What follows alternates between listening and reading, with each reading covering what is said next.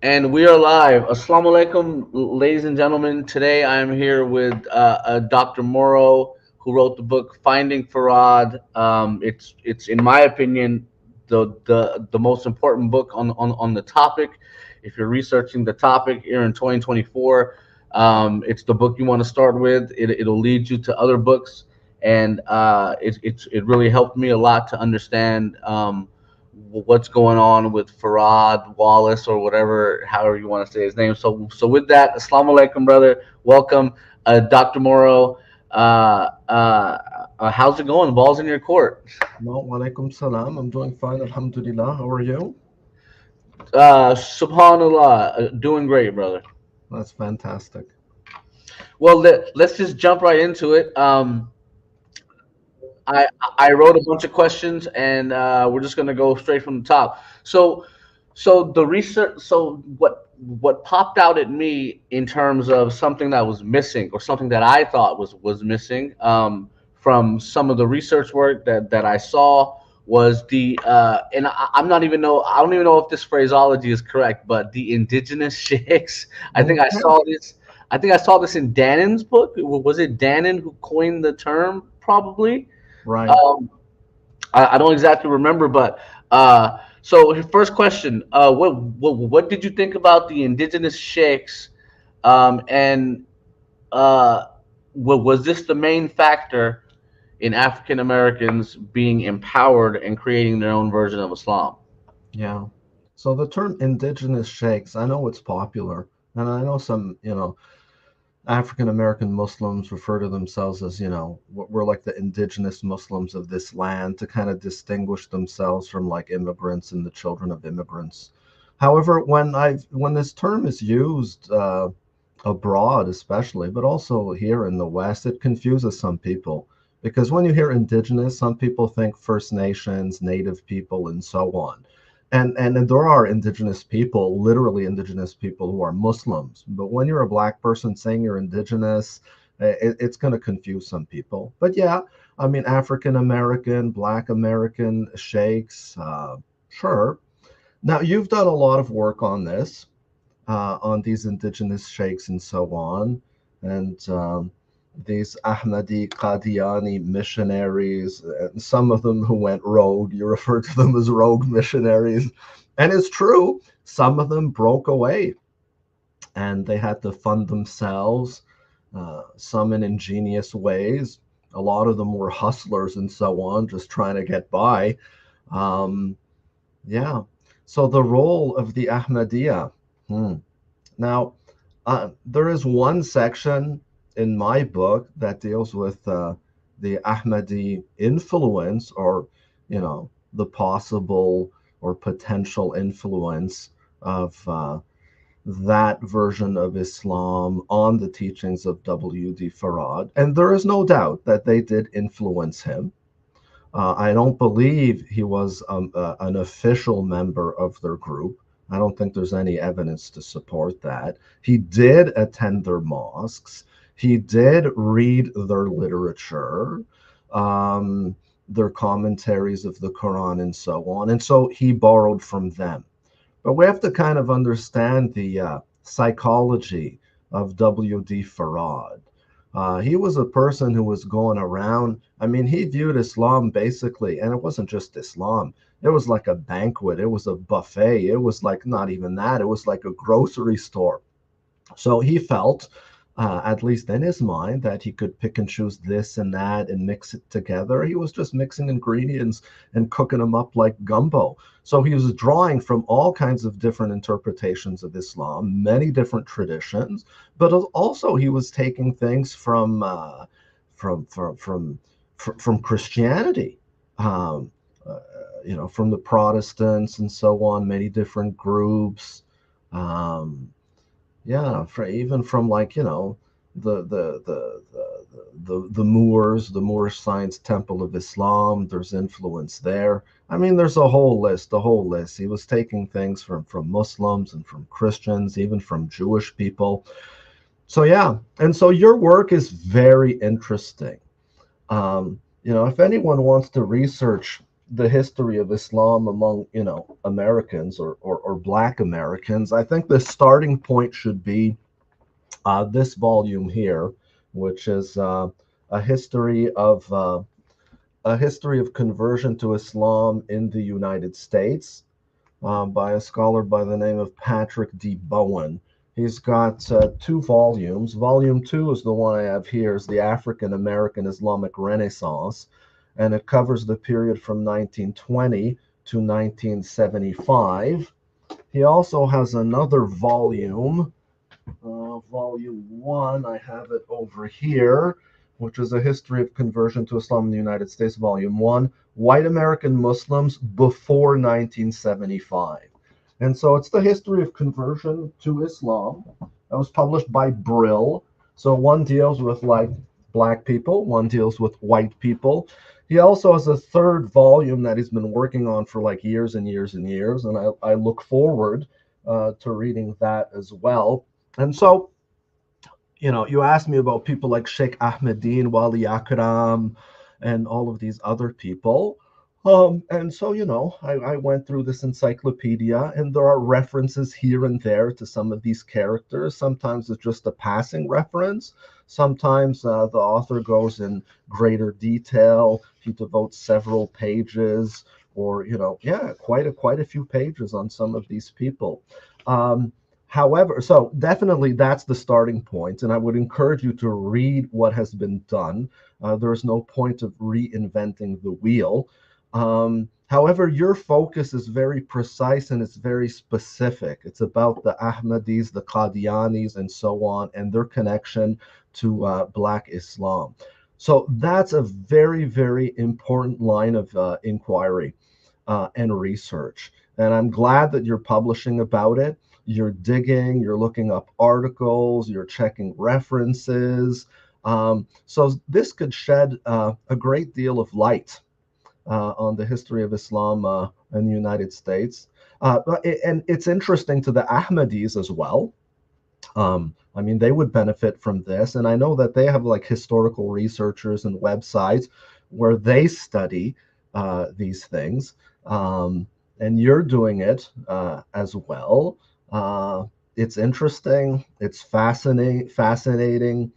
It's worthwhile. And so, you mention these people, and then I look them up in this encyclopedia, and then I go and I read what you've written about them, and I say, wow, you have found things that other scholars have not found. You're addressing issues that have not been addressed before. And so it's fascinating. I haven't read every single thing that you've published to date, but I will, just like I keep track of scholarship in the field and other experts and researchers and scholars and colleagues who are working on the topic. So mashallah, keep up the good work. I appreciate that. Yeah, I mean, and I'm not the only one who's just fascinated with this history. It's so intriguing. Yeah, so Sounds good, brother. Well, there. let me go a little bit more in depth here. The Qadiani MDs, and the reason I'm saying it that way is because there's multiple sects, multiple subsects, and so their fourth Khalifa, Mirza Tahir Ahmad, who's the grandson of Mirza Ghulam Ahmad, about 30 years ago, out of nowhere, he admits that Elijah Muhammad, he visited the Mufti Muhammad Sadiq in some of his speeches. He was there. And I was so shocked to hear that. They have no evidence to prove it. Nothing. Not even from hearsay. Like, who would they have got this from? It would have had to been Mufti Muhammad Sadiq saying it somewhere. They don't have that. But if the fourth Khalifa says it, then there's something there, or maybe he didn't reveal his reference.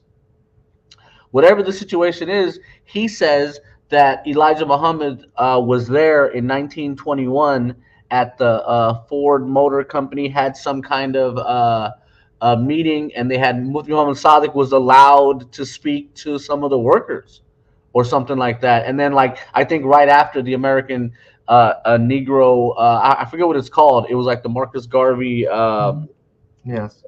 Organization. He spoke to them. And in fact, some of the Garveyites, he made them into a sheikh. Now, Mhm. so I wanted to ask you about this.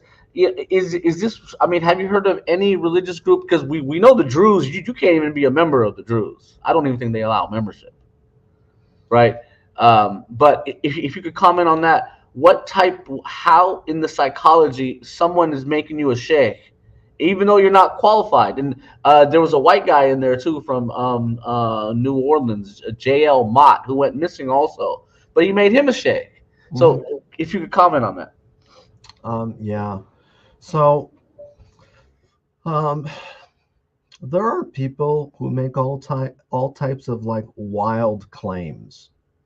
And so, as scholars and academics and researchers, we don't take these things at face value. We have to look at what are the motivations.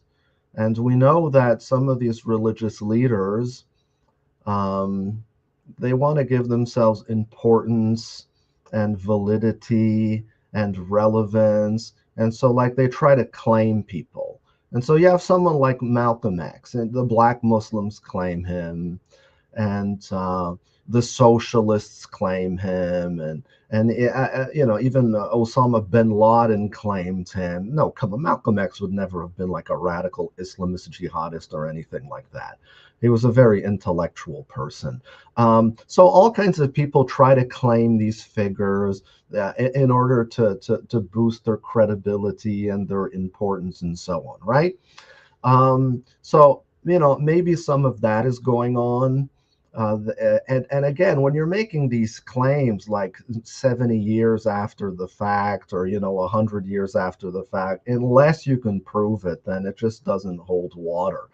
Um, yeah.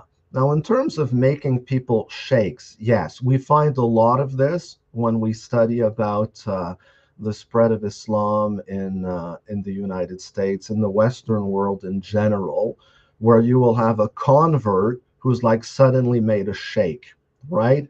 And sometimes now, perhaps some of these people had studied Islam before. Um, yeah, perhaps.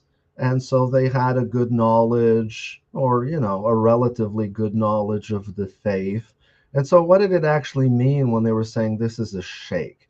Were they saying that this person is an alim, they're a mushtahid, they're a mufti, anything like that? They're a spiritual leader, they're able to initiate people into a tariqah? No, quite often it just meant you're a missionary or you're just an elder, right? Like sheikh has different meanings. In Arabic, sheikh is just an elder, okay, a leader, someone you treat with respect. It's different. It's also used in terms of someone who has formal Islamic education and they're a bona fide sheikh. So, you know, you refer to, you know, in Arabic to elderly people as sheikh and so on. Um, Even political leaders in the Arab world, you refer to them using these titles, but you know they're not claiming to be religious authorities. So maybe that's going on. Um, you know, we have like the Mariamia Tariqa, which was founded by Fritjof Schuon, um, which is another. I mean, this is very popular among certain like white intellectuals and so on who converted to Islam. Now, Schuon, of course, claimed to have been made a sheikh, right? And that he had an ijaza to prove it, and that was disputed.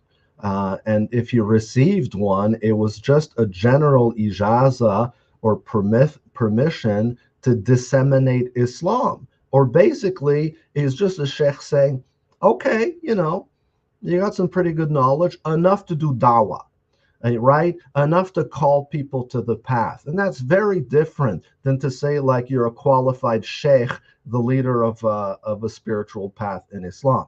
So, on the one side, you have like these Muslim leaders, you know, coming from the Muslim world or whatever, and they want to give themselves credibility and so on. They want to spread their influence, and so they start selecting these missionaries, and they give them these titles. And we also see that some of these converts, to give themselves importance and prestige, start describing themselves as sheikhs, Okay, and some may have described themselves as imams and this and that. Um, some of them were using titles like professor. That was very common among early African American Muslims, that professor this, professor that. Professor of what? You don't have a doctorate, you don't have a master's degree, you don't have a bachelor's degree, you know what? You don't even have a high school education. And in some cases, like, Elijah Muhammad, you don't even have an elementary education. And so minister isn't good enough, professor isn't good enough. Why don't we just start calling ourselves prophets? Okay, prophets and messengers of God. And so some of these early characters, right? Like one of them, like Paul Nathaniel Johnson, right? Um, yes, I mean, he started a group called the Ethiopian Temple of Islam. So, uh, you know, he came into Islam really through the Ahmadis and this and that. And, he was identified as a new convert. And then, like, he was on the list of new converts, and they immediately identify him as a sheikh. You're a new convert, and suddenly you're a sheikh. And it wasn't good enough. Eventually, down the road, we have these people. He ended up proclaiming himself a prophet of a certain movement and the leader of the Ethiopian temples of Islam. So um, noble prophets and this and that. So we find a lot of them, right? Like Noble Drew Ali and these people describe themselves as prophets. So I think that's what's going on there. There are, it's all based on personal interest. Yeah, quick. So, Wali Akram said that Sheikh Ahmad Din, aka Paul Nathaniel Johnson, Mhm. had used a fake accent. Mm. Yeah, And you know what? Off the top of my head, I can't remember if Wali Akram said that to Dannon because yeah, Dannon interviewed him. Is that accurate? right. Well, yeah, I just want to touch about the point you're making that, all right, now we have to understand where these people are coming from.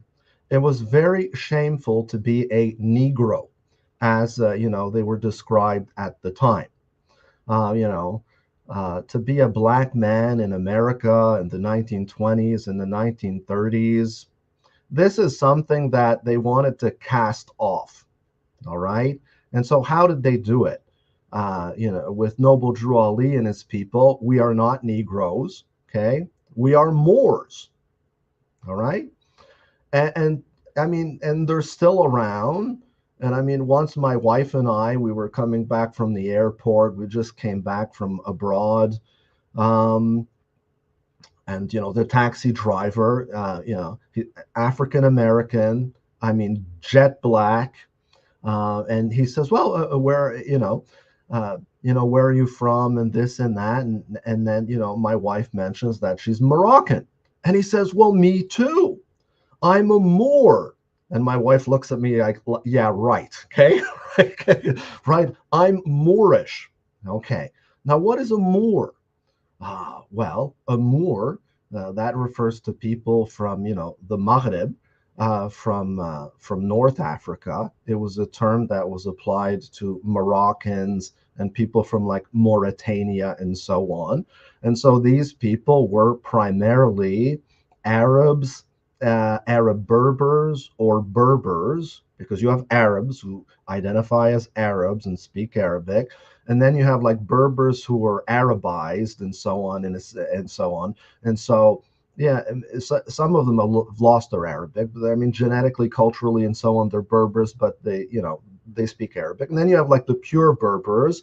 They speak Berber. They identify as Berber, or Amazigh, so they speak Tamazight or other languages. But yeah, so you have the Arabs and the, the the the Arab Berbers, and then you just have the Berbers. Well, these are Moorish people. Okay, so and then there are curious stories of these converts to Islam, claiming to be Moorish. And there was one, he was a slave. And this was back in the period of slavery. That there was one enslaved African American who claimed to be actually a Moor. and he fought for his freedom and to be emancipated and everything. And he got shipped back. He was sent back to Morocco. And well, he didn't speak. It became evident very soon to the Moroccan authorities that this person was not Moroccan. Okay, they didn't speak Arabic and so on. I mean, maybe he had come from West Africa or something. He just wanted to get back to Africa some way.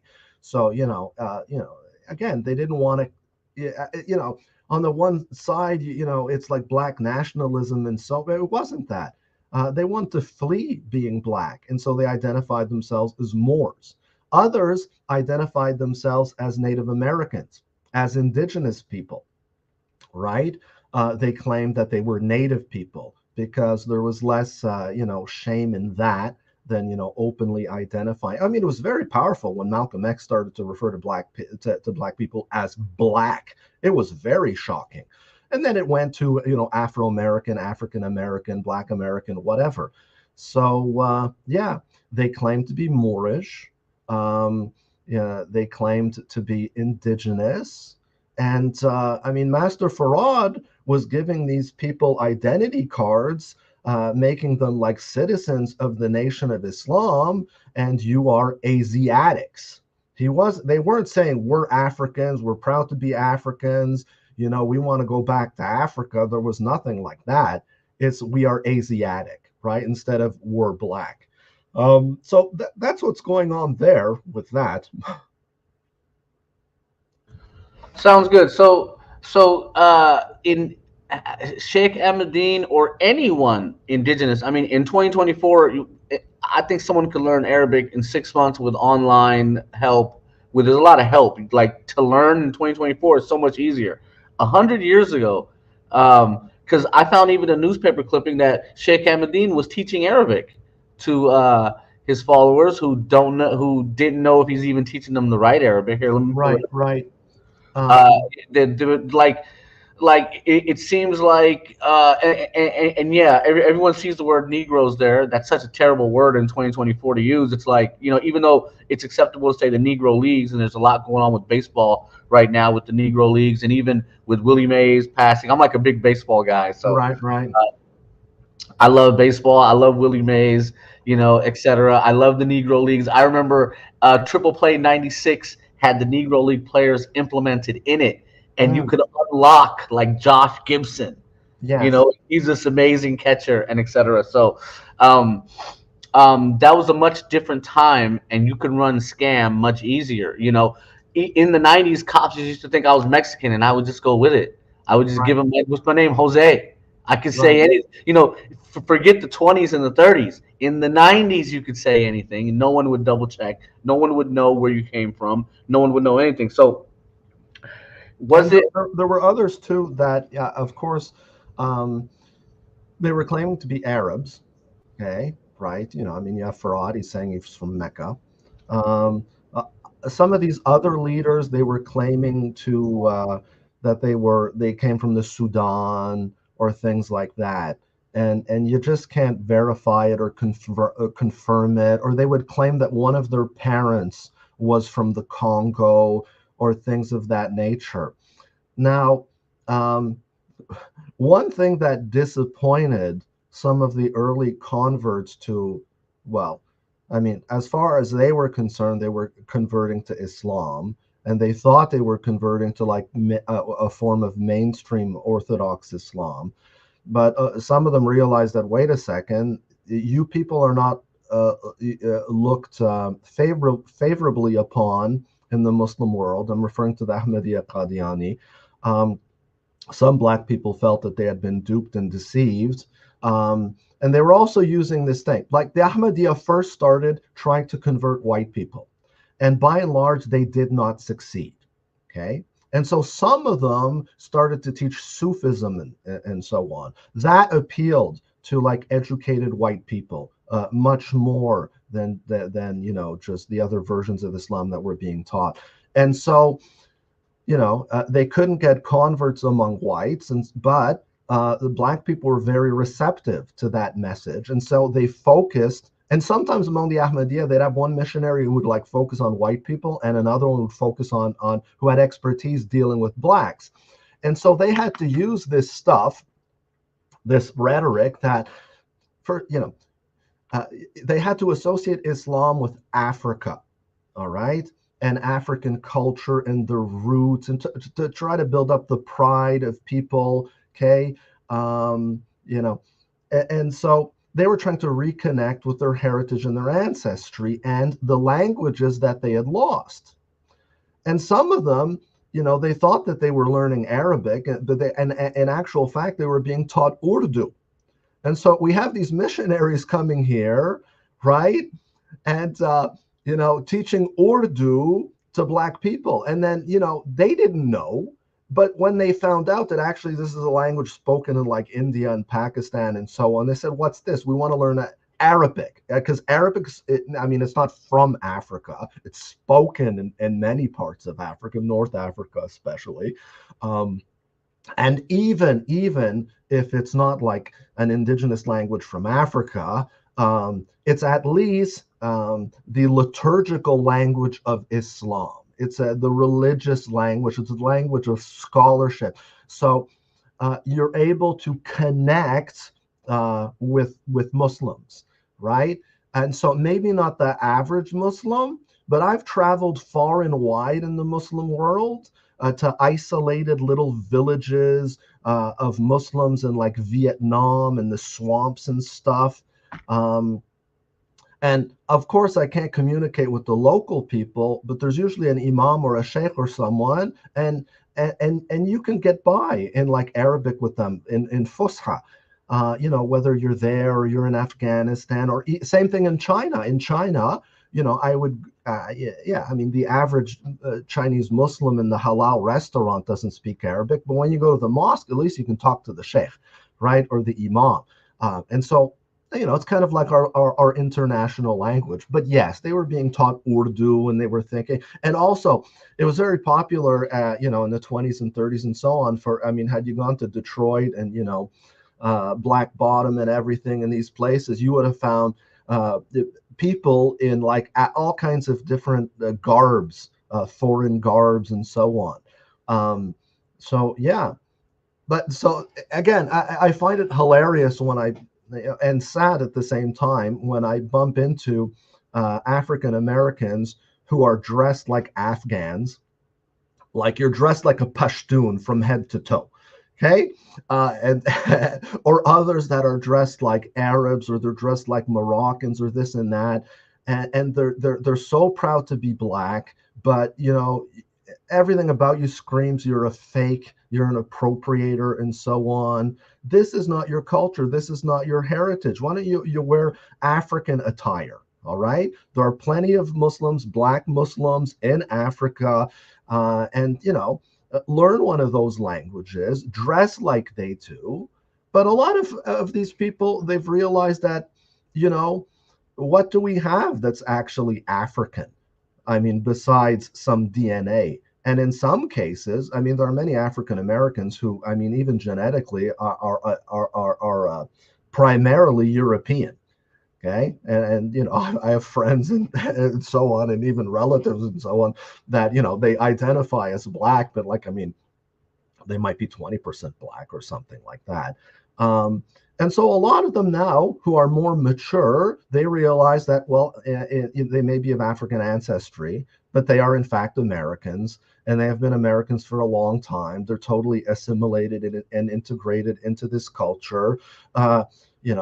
Their language is not Arabic, right? Their language is not Somali. Their language, so their language is English. And so, at least at the street level, you'll find them wearing the, urban wear and so on.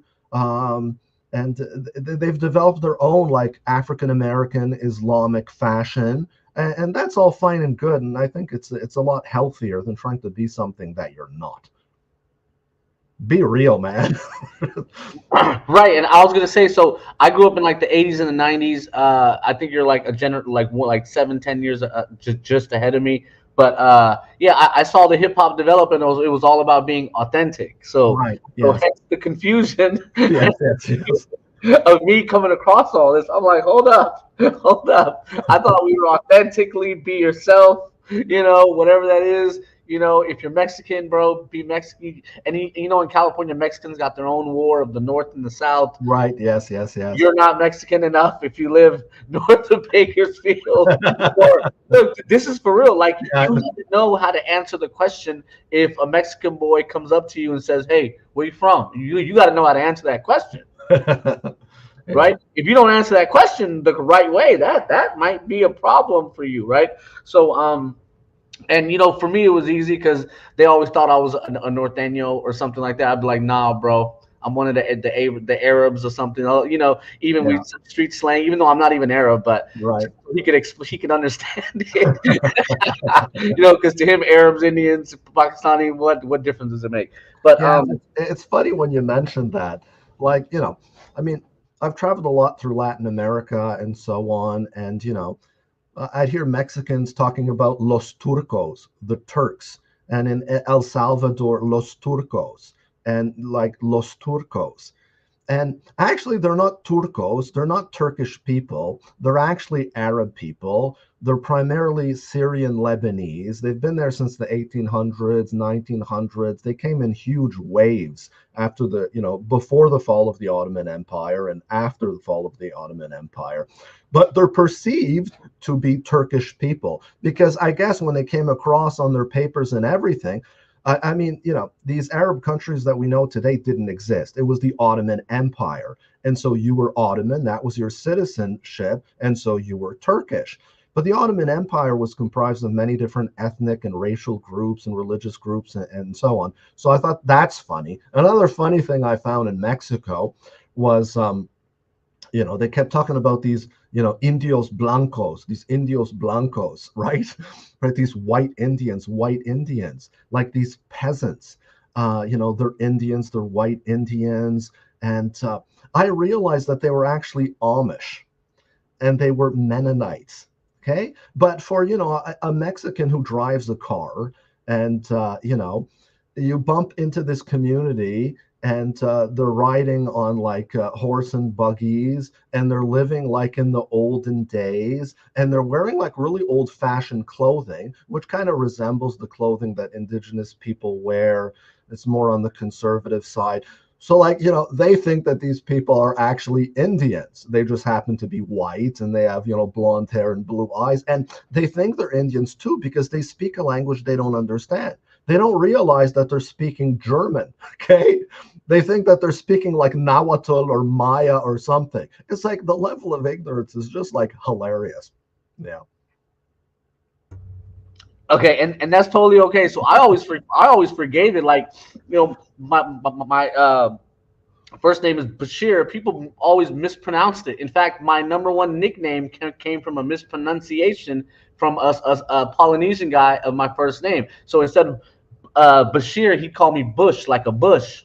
And this ended up sticking with me for like 20 years. Oh Like, my. and that's okay. Like, you know how now people get offended if you don't say their name right, if you don't say their pronouns right or something. Yes, But yes, 20 years ago, we didn't care. It yes. was like, You're so right. what if he didn't say my name right? If they're trying to make fun of me, okay, I can clown with them. You know what I mean? Like, if you want to take it there, bro, it's like the basketball trash talk. You started it. Don't cry at the end of it. Yeah, and I mean, I knew a guy who was from like Lebanon, and then like it's just these are funny anecdotes and stories. A girl asks him, Ali, where are you from? And he says, well, I'm from Lebanon. She says, oh wow, I love Indian food. Like they don't even understand. I had like there was like a there was actually a Spanish teacher at a university where I worked, and he had just spent I don't know, a year or whatever in Mexico, and he came back, and I said, well, what did you enjoy the most? Did you like the food? And he says, oh, the thing I love the most about Mexican food are like tacos árabes, man. Tacos árabes, man, it's the bomb, so delicious. and Amir, tacos árabes, Arabic tacos. Actually, this is ridiculous. What he was eating in Mexico was like gyros, okay? Right? He was going to like a food stand, you know, operated by like some Lebanese or an Arab or, you know, a Palestinian or whatever. And it's just Middle Eastern food. And so this American goes to Mexico, and the thing he loves most about it is like the Arab food that you would find in any major city in the United States. You know, man, you go to Dearborn, go to New York, just go to any food stand, right? And so yeah, he thought it was Mexican food.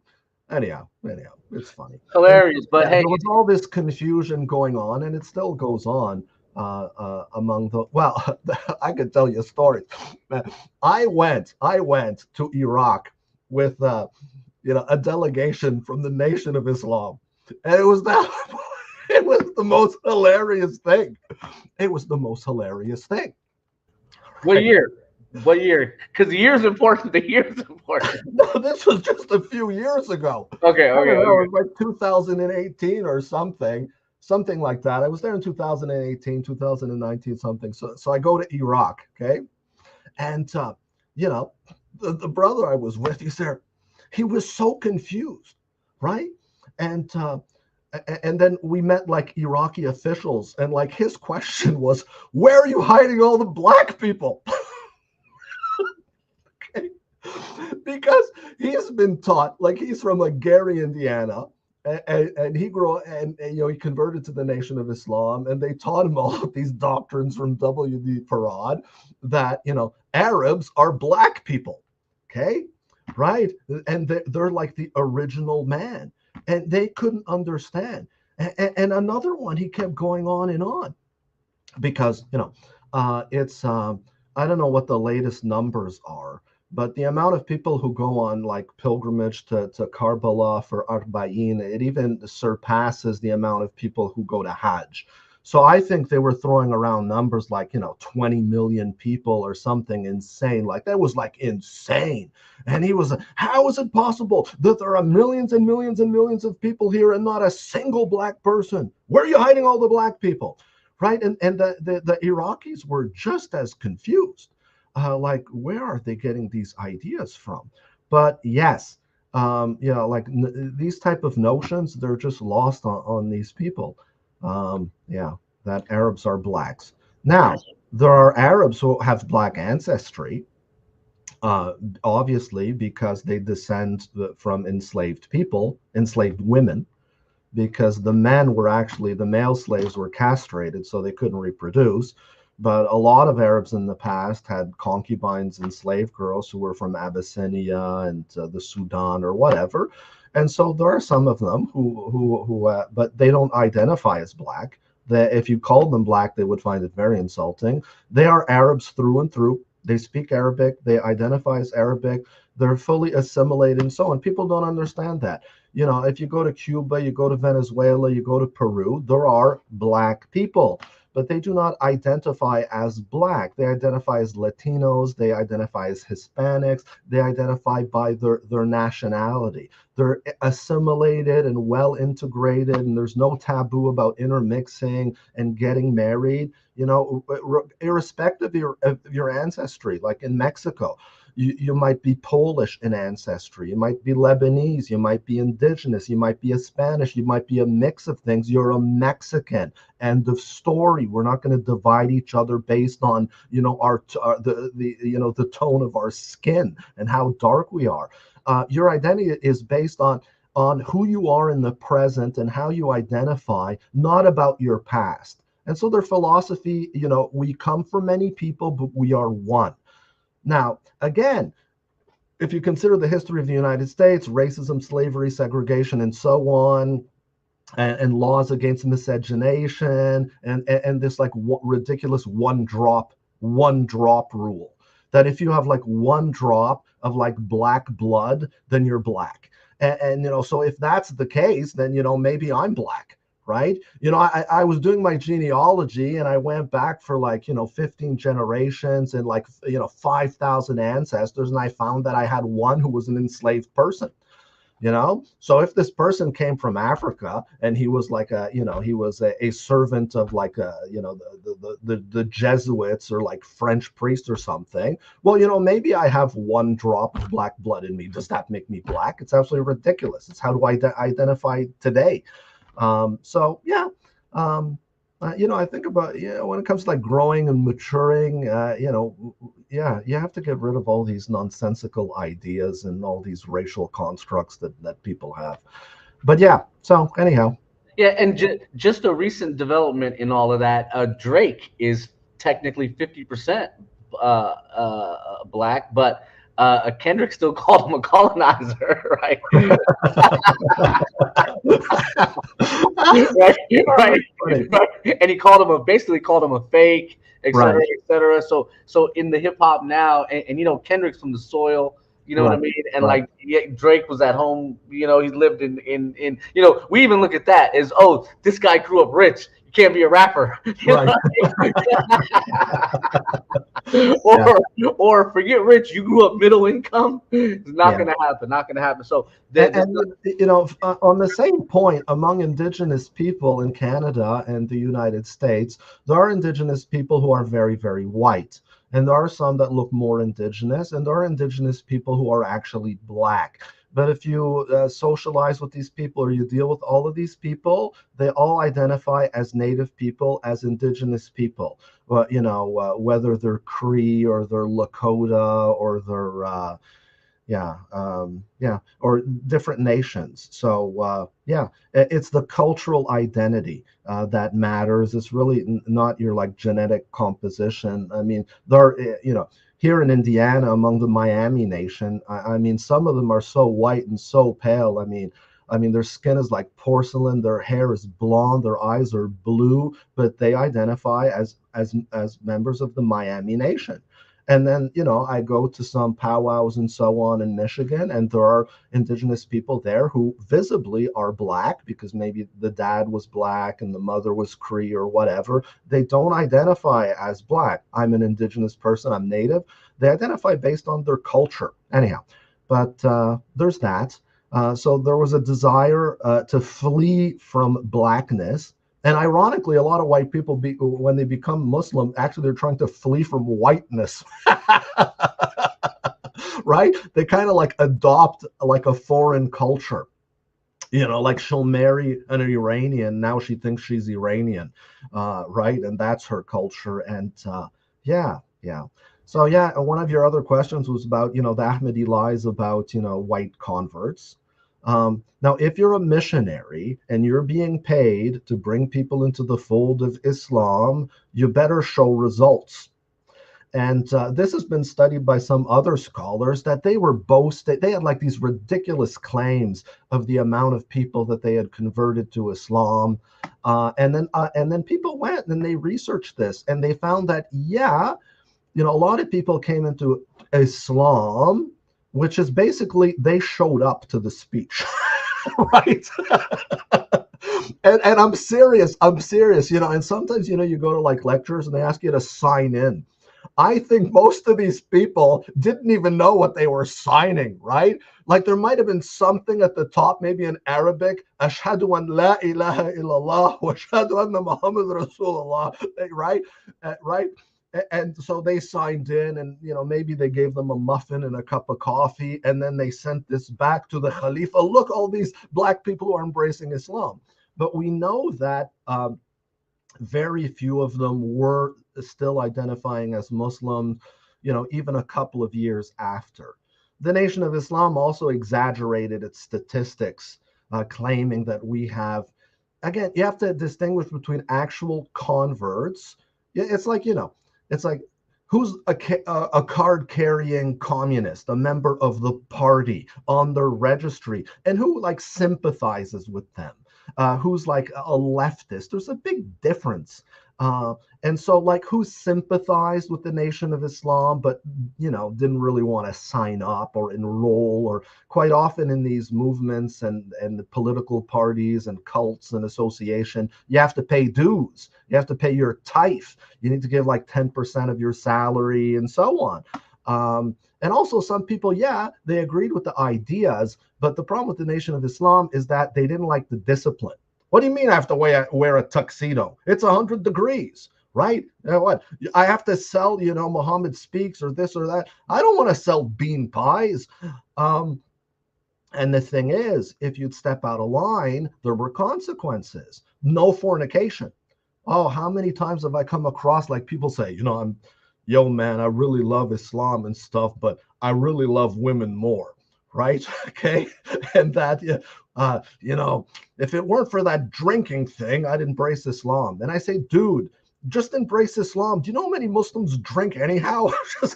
just get over it, okay? So if you believe in this, you're a Muslim, fine, have a beer. Just don't let that stop you. You like women? Get married. You can have 4. I don't know. It's just, and again, some people, like they'll dip their toe in Islam, but they don't want to like dive into the pool or anything. But yeah, so everyone's exaggerating, So again, there's the claims that are being made. Historians have to go and verify those claims to see if it's true. You asked about Alexander Webb. White convert to Islam, published some famous books and so on. I mean, the last Sultan actually made him like the official mufti, right? Now, but Alexander Webb did have a good knowledge of Islam, and he didn't convert to Ahmadiyya. That's very clear. He did have contact with the Khalifa and so on, but he never became an official. I don't know if they actually claim him as one of their own, but he was not an Ahmadiyya. Yeah, he tried to stay as orthodox as he could. He did some good work, and he tried to convert a lot of people to Islam. Yeah, he had study circles.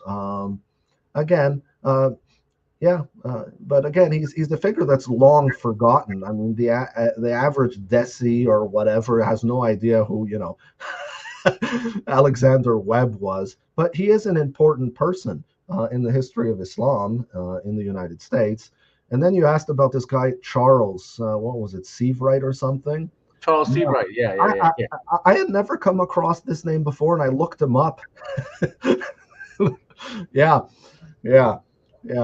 And again, it's just me talking, but I mean, you should really make some videos and talk about some of your articles and what you've discovered, and share these news clippings. And you come across people who are like, like they're like rapists and murderers and all of that. And these Muslim missionaries who are like shacking up with white women and getting them pregnant. Quite often they're married women. That was one of your questions. And again, it's not an Ahmadi Qadiani thing. It's not about bashing that denomination. It's a Sunni thing. It's a Shia thing. It's a Sufi thing. You know what? It's a man thing. And there are so many scandals. Like Fritjof Schuon was accused of sexually abusing people, women, and underage girls, and all of that. So all kinds of scandals there with Schuon and the Mariamia Tariqa. There's a whole history about it. There are many books about it. But he's not the only one. I mean, Noble Drew Ali, he had a fetish for like teenage girls. Elijah Muhammad, I mean, a notorious womanizer with like scores of like illegitimate children.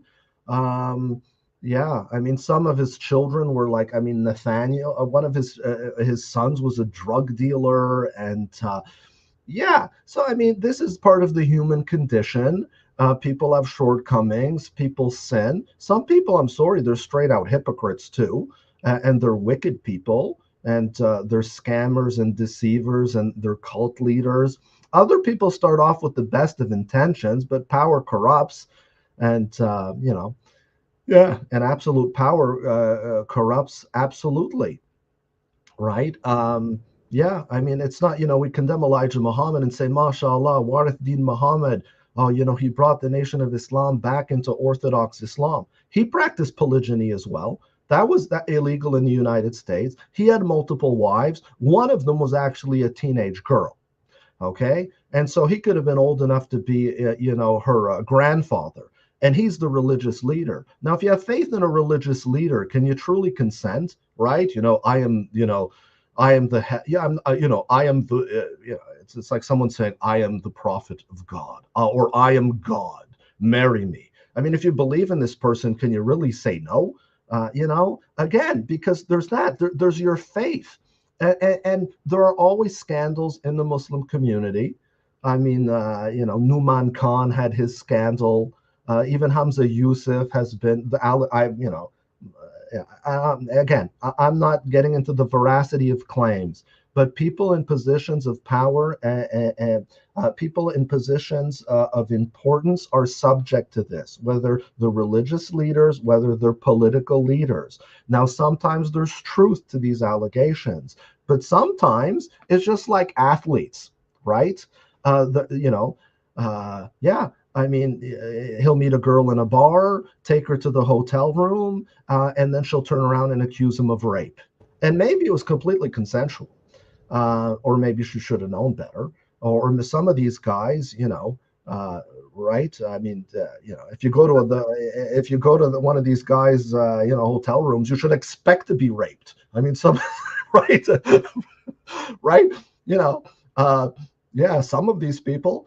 But again, there are gold diggers out there too, and they will make false allegations. And I'm serious. I mean, I speak from experience too. Like every time I go to like an Islamic conference, I get hit on by women. It's not even funny. Okay. And like they're wearing hijab and stuff. And I'm here. There's something fishy going on here. Okay. I mean, like you're a woman of like really loose morals, right? Or you're an agent, you're a spy, you're trying to set me up, get incriminating evidence on me. And so I warn other, young scholars who are coming up that be very careful what you do and who you deal with, because these people could be spies, they could be agents or whatever. I mean, intelligence services, they do this all the time. Right? They'll film you with this girl and then they'll use it against you, and then you're their agent for life.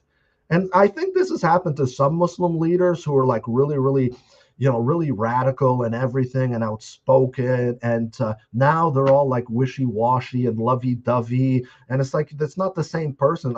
I wonder, like, what do they have on this person? Are they blackmailing this guy? I mean, he's not the same anymore. Or maybe some people have a change of faith. Many people become like de-radicalized, but yeah.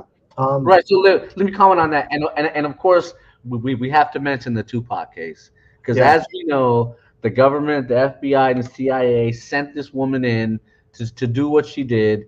It was totally ridiculous. If you've ever have you researched the case? Just a little bit, but no, Oh not yeah. you can talk about that.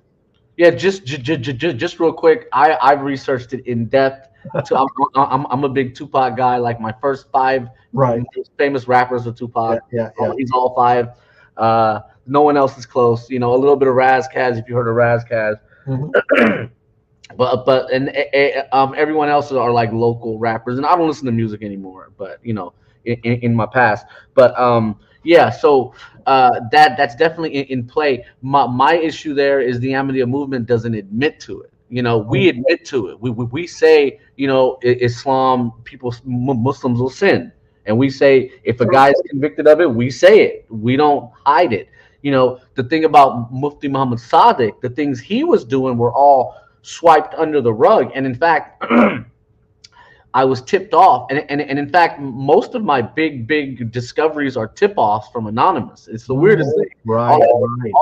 I'll get an anonymous email saying, hey, Mufti Muhammad Sadiq, before he got to America, he's got a family in the UK who just figured it all out. And they just published an article in some newspaper about it. So I went and got that. And then I started looking around and going through newspapers. And I found that other instance where he apparently married another man's woman. And Joseph Erasium or something like that. But, how do we know, how does a man know if she's still legally married in different states? I guess now they could look it up in a database. I don't know if there's a marriage database. There's no marriage database that someone could log into and say, you're married, you're not, you were divorced on this date. We don't really know. And can you imagine 100 years ago? So my biggest issue was that he fled the country over that Right. over that whole situation. Like he was on the Yeah, run. I wasn't familiar with that, and so you sent me this question, and I looked it up, and the Ahmadi historians, I was reading one of their studies on it, and of course, well, they're saying, the anyhow, they're apologists.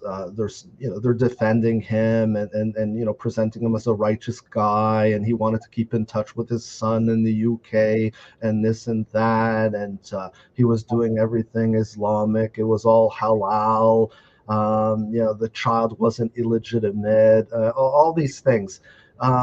So yeah, No, yeah, what but what, yeah, but what was I know, interesting yeah, about him? No, no. What yeah, was really interesting, because in America polygamy was illegal. I thought you yeah. said it wasn't illegal. Maybe I misheard you, No, but no, no. It is illegal. Bigamy is having two. Certainly, having having more than two is illegal as well. totally illegal. Yeah. So as Mufti Muhammad Sadiq, he just showed up to America. He Right. he didn't wasn't invited. He wasn't a steel worker. He Yeah. wasn't anything. He just showed up. And now the British government writes a letter on his behalf. That means it's going to mean something. So he promised that he wouldn't practice polygamy, and then he wrote articles against it, saying it's a permission. It's not mandatory. You Right. know, and a lot of things in Islam, there's exceptions. Even to salat, the prayer. If you're a woman, there's so many exceptions. Right. Women, are almost exempted from not exempted, but if they're breastfeeding or something, if they're busy in the nursery, Right.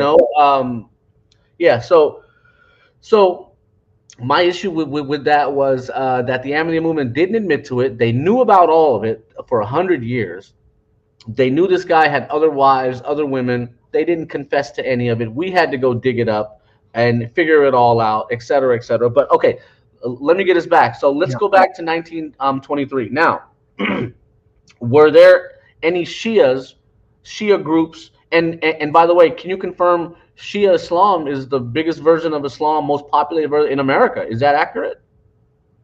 Among So among the Muslims of America, are there more Shias than Sunnis? no, no, no, no. Overwhelmingly, there are more Sunnis than Shias in the U.S. Okay, okay. Now, did that change at a certain time, or has that always been the case? No, that's always been the case. I mean, the Shia represent, I mean, they like to claim they're 20% of the Muslim world. In reality, they're about 10% of the Muslim world. And that 10%, well, most of them are Ithna Ashri or 12 or Shias, but there's also the Ismailis, the Zaydis, and the Alawites and the Alevis and all kinds of different denominations. So it's not like, one sect or denomination of Islam. So the same demographics that you would find in the Muslim world, you're going to find here. And if you look at the mosques, they're overwhelmingly Sunni mosques, and there's a minority of Shia mosques. But yeah, so in So terms in of Michigan, yeah, I think in Michigan it could be different. well, in Dearborn at least, or in Detroit, um, yes, definitely. There are more Shia there, as far as I know, than there are Sunnis, but there are a lot of Sunnis there.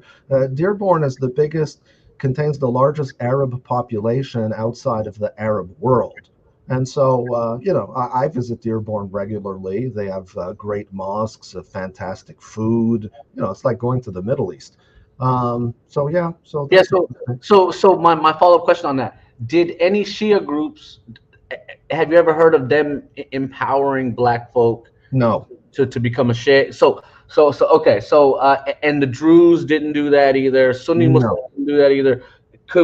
Would you confirm the only group who empowered um, Black folk to be in charge and teach Arabic and be a sheikh was the Ahmadiyya movement? Um, Well, they were one of the groups, certainly, and they're the first Muslims to show an interest for. They were the first real like organized missionaries for Islam. They were way ahead of the Sunnis, and the Shia only started proselytizing after 1979, after the Islamic Revolution of Iran, because they're I mean, their books were very, that's when they started publishing a lot of books, translating a lot of books, sending their, and training scholars, right? These scholarships, they bring all kinds of converts to Qum, and they train them for, 10, 20 years, and they send them back, and these people spread Islam. But that's a very, very recent phenomena. So yeah, no. And to this day, I mean, I go to those Shia mosques in Dearborn, and they're entirely Lebanese. And others, they're entirely Iraqi. They're so divided. Muslims, how divided they are based on like race and ethnicity and this and that. Where this whole brotherhood of Islam and diversity, by and large, is just anyhow. It doesn't reflect reality. I mean, in Toronto in the early 1980s, for a time, that existed, at least in one mosque, where you had people from a little bit of people from all over the world. So the Jami Mosque, for a period of time, under the leadership of Abdullah Hakim Quick, even though it was really a Salafi Wahhabi mosque, there were Arabs and Pakistanis and Malaysians and French Canadians and Italians, and there are all kinds of converts and all kinds of people and Somalis. But then when those groups became bigger and bigger, they all left and formed their own mosques. So now there is a mosque. There are mosques. They're just all Iranians. They're just all Lebanese. They're all Pakistanis, and even the blacks. The converts have their own place. So they're all divided based on, but at one point, at least in that mosque, it was like the United Nations of Islam. And that was nice. I mean, that aspect of it. But now, if you don't belong to that ethnic group, you're going to feel very out of place. And not only they've left English, like this mosque is all Urdu. This one, they just speak Farsi. This one, they speak, Somali. And you're like a foreigner in your own country. And how are you going to bring people into Islam like that? It doesn't work. But anyhow, yeah, same thing in California. That's sort of just how people organize. We have mixed mosque, and then you have the not so mixed, like in Oakland. Some are just Yemeni, because that's the people who were there, the family that was there. They built their own mosque. It's their mosque. They can do anything with it that they want. Even in the city that I grew up in. Bay Point, California, Pittsburgh, California, there's a Yemeni family who own liquor stores, and they made one of them into a mosque. It's like the only mosque in Pittsburgh, California. So that totally happens. But let me get us back on track here. So really, the first important figure, and of course, like Detroit's a segregated city. It still is today.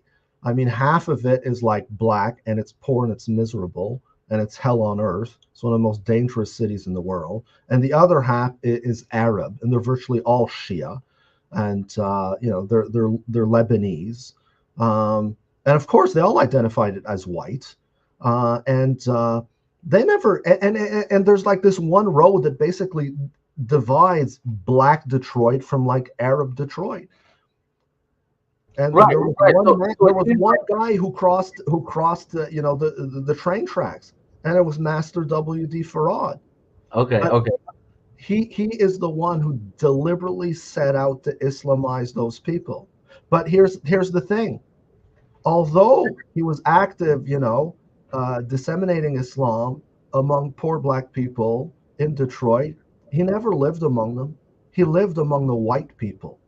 Elijah Muhammad admitted that. He lived in a hotel in a white part of town.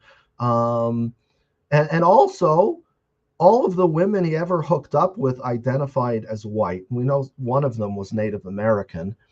But the other ones, they were all white women, and he consistently identified himself as a white man. But why did he? Well, obviously, you didn't want to be a Black person. Then you're subject to segregation, and you can't get a job, and this and that. Of course, the Lebanese, everyone would do it. It's just a survival thing. But and to this day, these are segregated mosques. You might have an occasional like Black convert or something, or white convert, but it's Yeah. Anyhow, that's the reality on the ground. So, a quick question: would you say that Farad Wallace walked across 8 Mile? That's a good one. Yeah.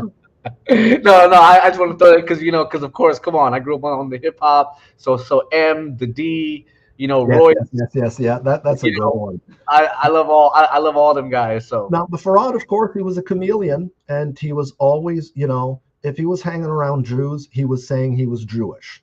If he was around blacks, he was saying he was a black person. Among Arabs, he was an Arab. He was a shapeshifter, uh, which is why at one point, um, you know, Warith Din Muhammad actually described. He claimed at one point that Master Farad was a jinn, that he was not a human being. He was a demon in human form because he was always changing his identities and so on.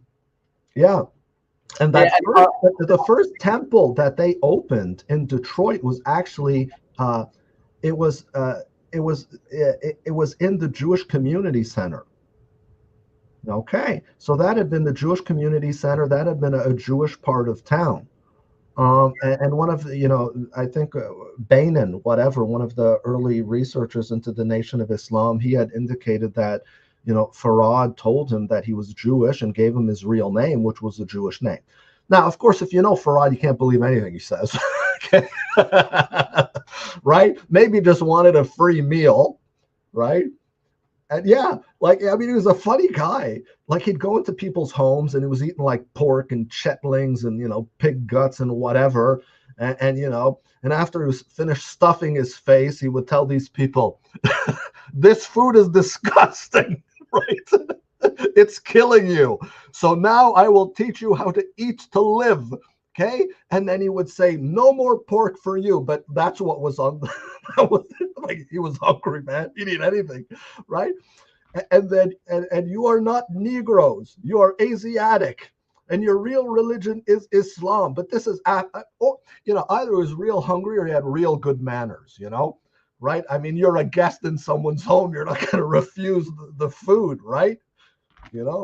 More chicharron, Master Farad. Anyhow. oh my God. Okay, okay. And see, that so reminds me of the 90s and all the friends that I had. They were all scammers. Listen, we'd go to a party or something like that. We'd act like we knew everyone, even though you never had the friend who'd walk up to the front. Hey, what's up, guys? He'd act like he knew everyone and dap them up and we're Yeah, in. yeah, So that's definitely a pre-90s thing. Now everyone will just look you up or something. I don't know. They'll figure out exactly who you are and you're not invited or something. But yeah, right, so there right. was a lot of that going on. So okay, next question. What about this guy? Well, Muhammad Yusuf Khan. Here. I'm showing this photo. I thought I had another one. Oh, of him actually teaching. This is from. Okay, so now we're in the 19. Okay, so Muhammad Yusuf Khan, he was an MD who came to America in like 1921 on like an educational visa. That was weird because you don't see those. You didn't normally see educational visas in the 20s. In fact, but that's what he said. And then he's all in the Muslim Sunrise. Muhammad Yusuf Khan, Mufti Muhammad Sadiq leaves America, right, for whatever reason. The other Ahmadi missionary, Maulvi Muhammad Din, 1924, he abruptly leaves, right? And as we all know, the Highland Park Mosque is shut down by the government, right? They're really suppressing all of this stuff. And that immigration law came out in 1923, the Reed something immigration. World War II had ended. They got as many immigrants as they needed, and they were like, okay, let's try to curb this. So Muhammad Yusuf Khan was left with the Ahmadiyya headquarters in Chicago, and he was in charge. They start calling him official missionary, and he had connection with Wali Akram. He had connection with Saeed Akmal. He's the one. He's the guy that they're saying when the Ahmadiyya movement left, he was left over in charge unofficially, and he taught them Arabic and he empowered them. So were you able to find anything more than, or tell me what you found on him? well, I just referred to to Bowen's work, and there's a section here on him, Sufi Muhammad Yusuf Khan. Um, Now, he claims here that he was not an official Ahmadi missionary, so he had to support himself financially. And he was involved in the occult, and he used to sell his spiritual services in the same way the Muslim mystics had, because he had to support himself financially. You have evidence that he was actually an official Ahmadi missionary? Yeah, it's in their official magazine, Review of Oh, Religions. They yeah. named him straight up and down. Hmm. Well, that's good. And in fact, Bowen, I got a lot of information. Bowen found the Cleveland Call newspaper where it met and mentioned his excommunication. Ah, okay. And that was new research. And by the way, Bowen did some amazing work. Oh my God! And I'm barely scratching the surface. Like with your book, I went back and wrote a review. I haven't had the time to write a review on Bowen. I wrote a review on Dannon too, but Bowen really got me going with a lot of his references, and then I was able to double check a few things. But so tell me what you think. So, yeah, that's fascinating. That's fascinating.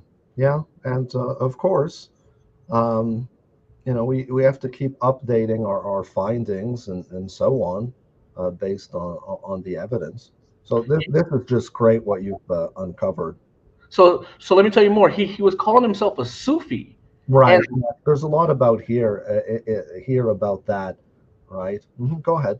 like, what? Why are you calling yourself a Sufi? Ahmadis are not Sufi. In fact, you will never hear an Ahmadi, or maybe 0.000. Some guy in India it's actually part of his name now. You know what I mean? Like some people are Sufis, but some people have added.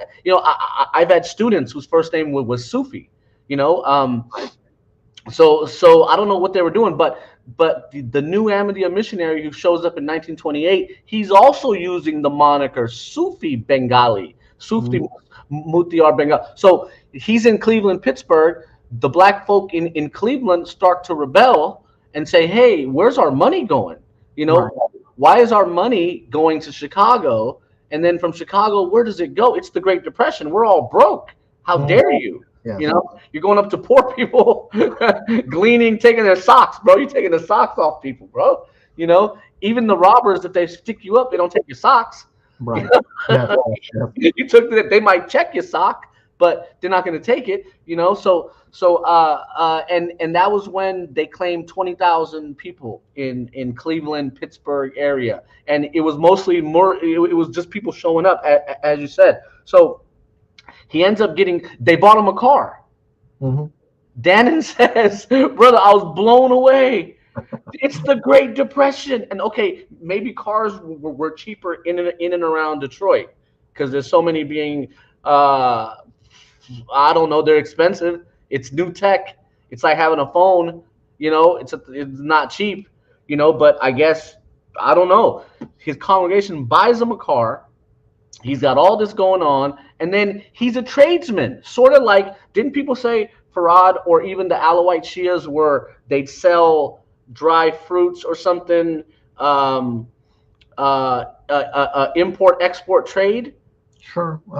Well, many immigrants at that time, they were peddlers, and so often they would have like tamale stands, or they were selling, articles of clothing, things like that. But yeah, I mean, these are entry level jobs for an immigrant or a refugee or whatever, and usually you work your way up. A lot of them were traveling salespeople, traveling the Midwest, going from farm to farm, selling goods. Farad worked for a company that made like designer suits. So he wasn't really a silk peddler. He would go into someone's, he was working for a tailor. He would go into people's homes and say, "Wow, can I get you a nice suit? You're going to look like smoking, And then, he'd measure them up, send in the measurements, and then, sell the suits.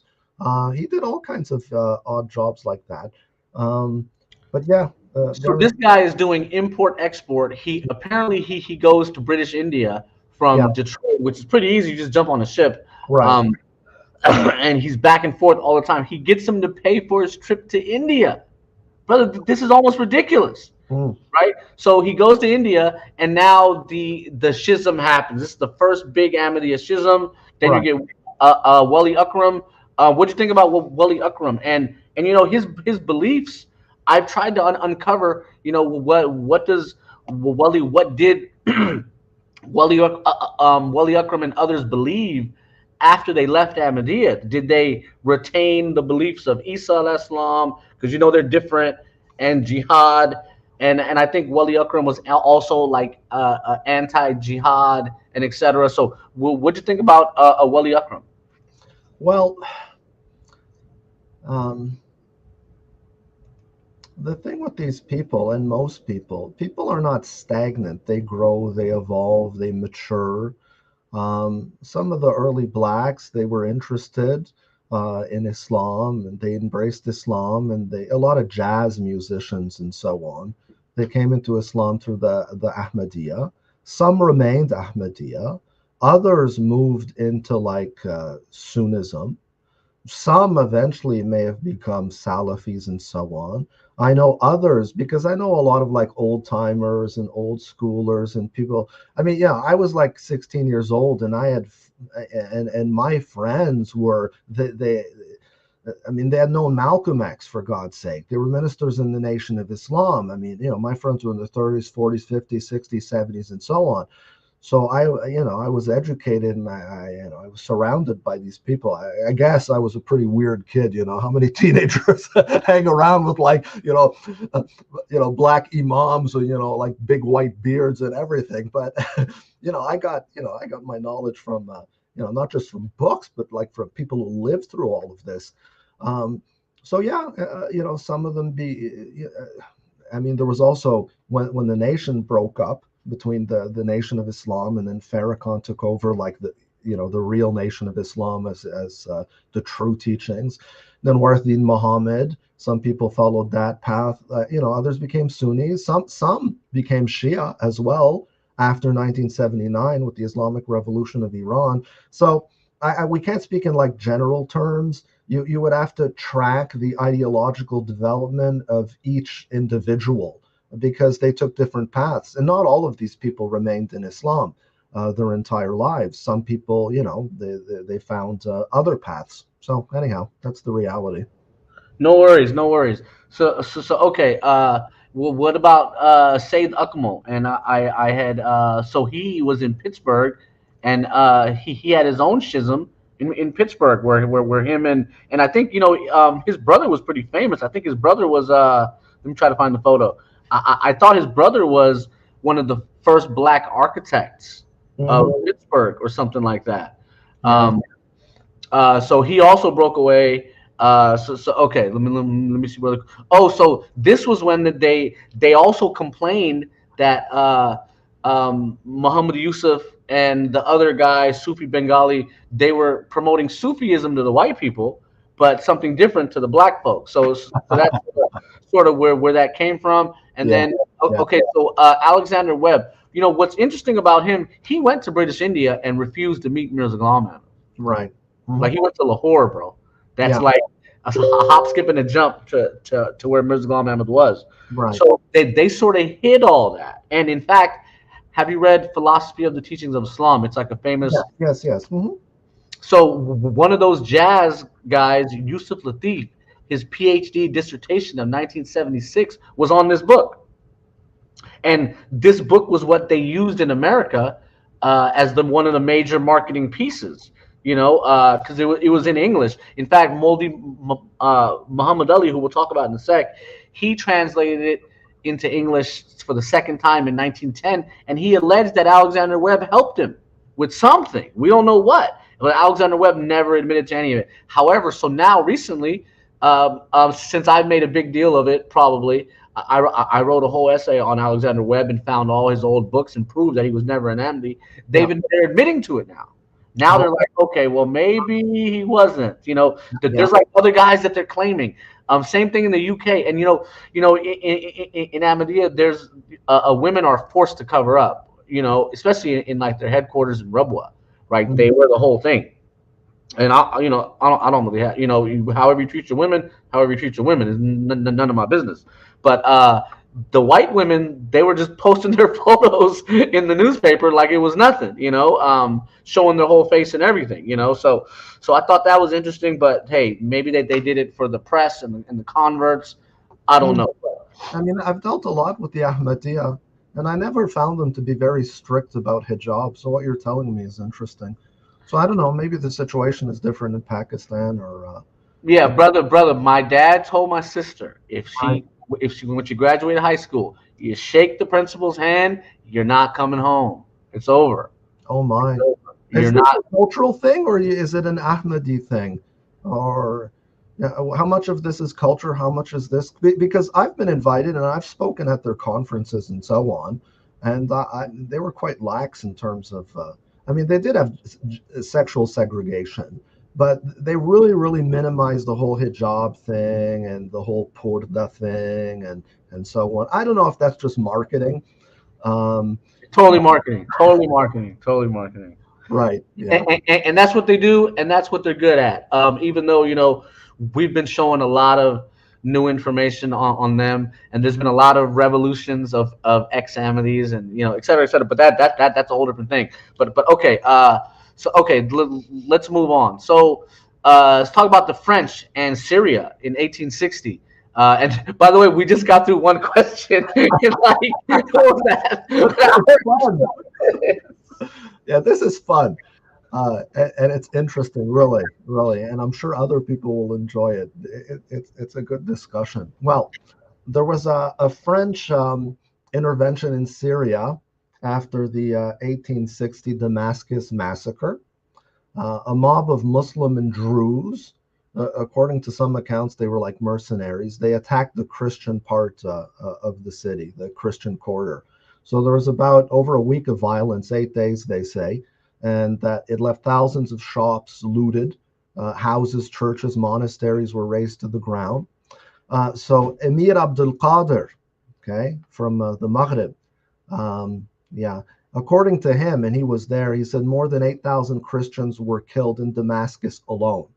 Um, Now, I read other sources that said maybe 2,000 people died. But again, I don't know if they're, where they're getting that information from. He had boots on the ground. He was there, and those are his calculations. So an eyewitness, and he was a reputable man. In total, about 15 to 16,000 were slaughtered throughout Syria. And so the French, they send in their soldiers. They sent 6,000 of them to protect the region and also to protect the Christians and to increase their influence in the region. Napoleon? I thought it was Napoleon. Um, uh, well, I don't know who was ruling at that time in 1860. You could look it up quickly.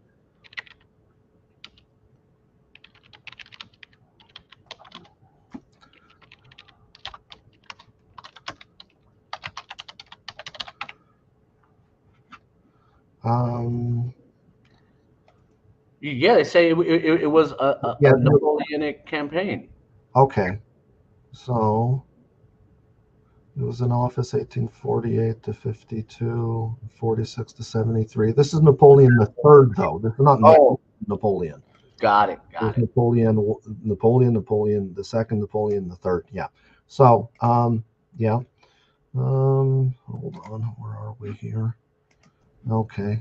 Good. So the French intervene. Did they see it as a pocket that's not this way, or not? Like the Ottomans have sort of like backed off, like we don't have time to deal with this. I think, is that accurate?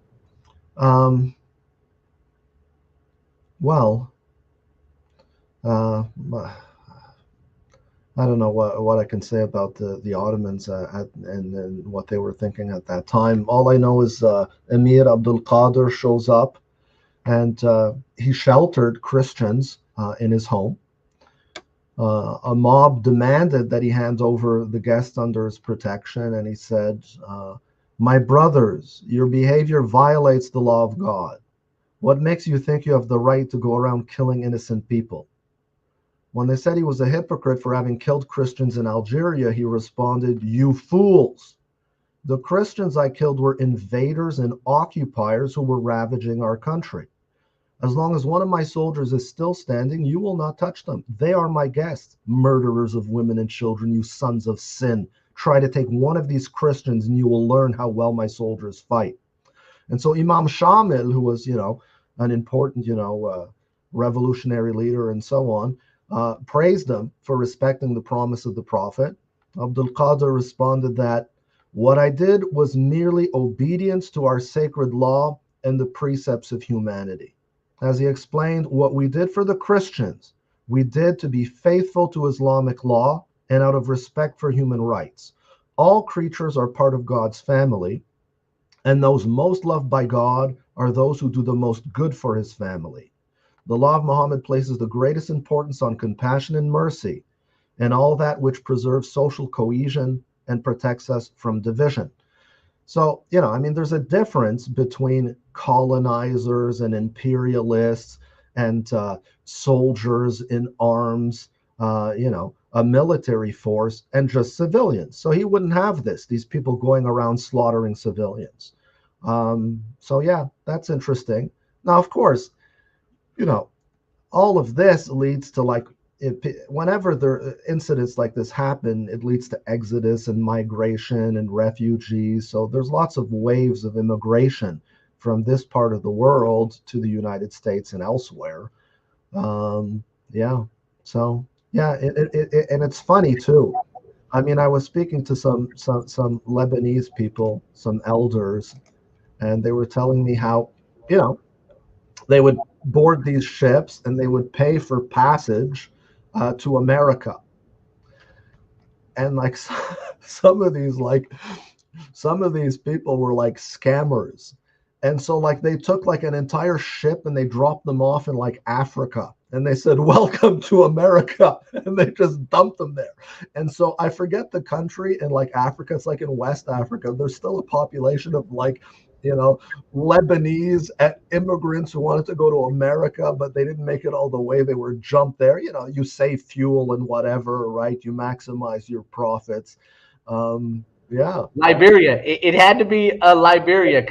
It could have been. Because Liberia is interesting. It was the only American colony in Africa. Oh, there you go. It is America. It is. So if it's the only, but they're not calling it a colony. They're calling it. Oh, you meant continental America. That was more money. That was a different boat. Yeah. No, because from here you could get a visa and go there. But as you know, the Garveyites were trying to go back, and in fact, I think a lot of them did go to Liberia, West Africa. And in fact, if you study the Industrial Revolution, Liberia was key because of the rubber.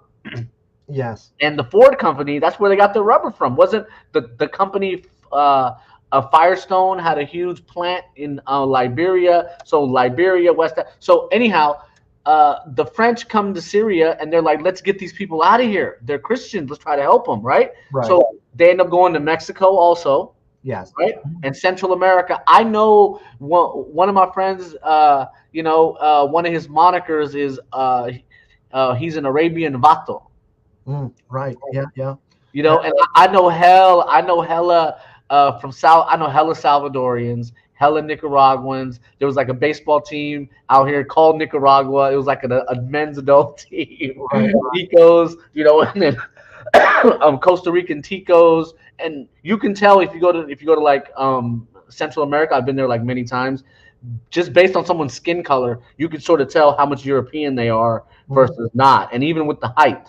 People are short south of America, as opposed to, and that's interesting because Africa has all the extremes. They got the tallest people and the shortest people, the pygmies, right? Right. So anyhow, but so all these people are coming out of Lebanon, Syria, which is already a mix. It's a melting pot of different scenarios. Now they're in Mexico. One of the most famous ones is Salma Hayek.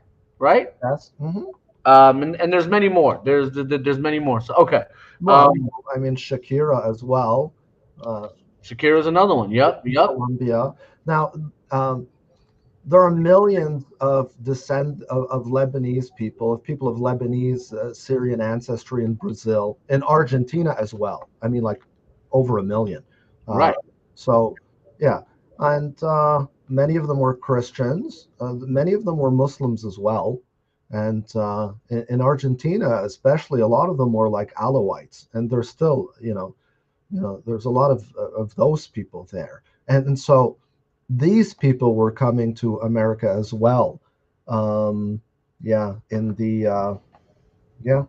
So yeah, again, how do we explain some of these ideas that Farad had?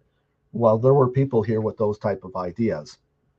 Yeah. So Totally, and that's my whole point. And from what I figured out, it's the biggest mass immigration from the Arab world that I can recall, from like 1400 to like 19, yeah, right? It's like a mass immigration like that didn't happen from Saudi, Yemen, Egypt, Turkey, India. It happened a little bit, but there was a lot. Like, I don't have the numbers, but there's so many. yeah, I published a study on this. I lived in South Dakota for a time, and so and of course I bumped into like Arab Americans and little villages and farmers who were Arabs, and like farmers who are like Muslims, okay?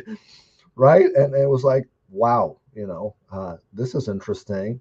And in North Dakota, at least, they claim to have like the first mosque built in the United States and so on. But anyhow, so I said, well, this is interesting. And yeah, I mean, I have a whole list of Arab Americans, Casey Kasem, Arab American, Khalil Gibran, Edward Seed, Tony Shalhoub, Danny Thomas, James Zogby, Ralph Nader, John Sununu, Doug Flutie, Jeff George, Joe Robbie, Paul Anka, Arab, Tiffany, she's Arab, Paula Abdul, Frank Zappa, Jamie Farr, Marlo Thomas, William Blady, Jakes Nasser, Joseph Aboud, Paul Orfalea, and Krista McAuliffe. I think, wasn't she an astronaut? Yeah, and of course, like you said, Shakira, Salma Hayek, all these people. But Hold on, hold on. Did you say Doug Flutie? yes, he's of Lebanese ancestry. Like the football player, like the quarterback. Yeah, yeah. I remember him. He was actually pretty. He had like a few really good seasons in there. Right. Yeah. He had some magic in that arm, brother. And look, that's back when if you were a quarterback, your life was in jeopardy. Yeah, so I gave a series of lectures about the Syrian Lebanese settlers in the Dakotas, and it was also published in one of my books called Restoring the Balance, using the Quran and the Sunnah to guide a return to the Prophet's Islam. But I could just skim through this quickly. I mean, the first Arabs, they were trading with the early colonies in the late 1700s. I mean, the first Arabs who came to the Americas accompanied the Spanish settlers. So that goes back to the 1600s. So they were here in the 1600s, in the 1700s. And then Algerians, George Washington brought some Algerians over, with some horses and so on. There was an Algerian ship that was wrecked off the coast of the colonies in 1779, and there are descendants of those people to this day. Then there was this centennial exhibit in 1876, and that drew over 2,000 Turkish and Arab vendors.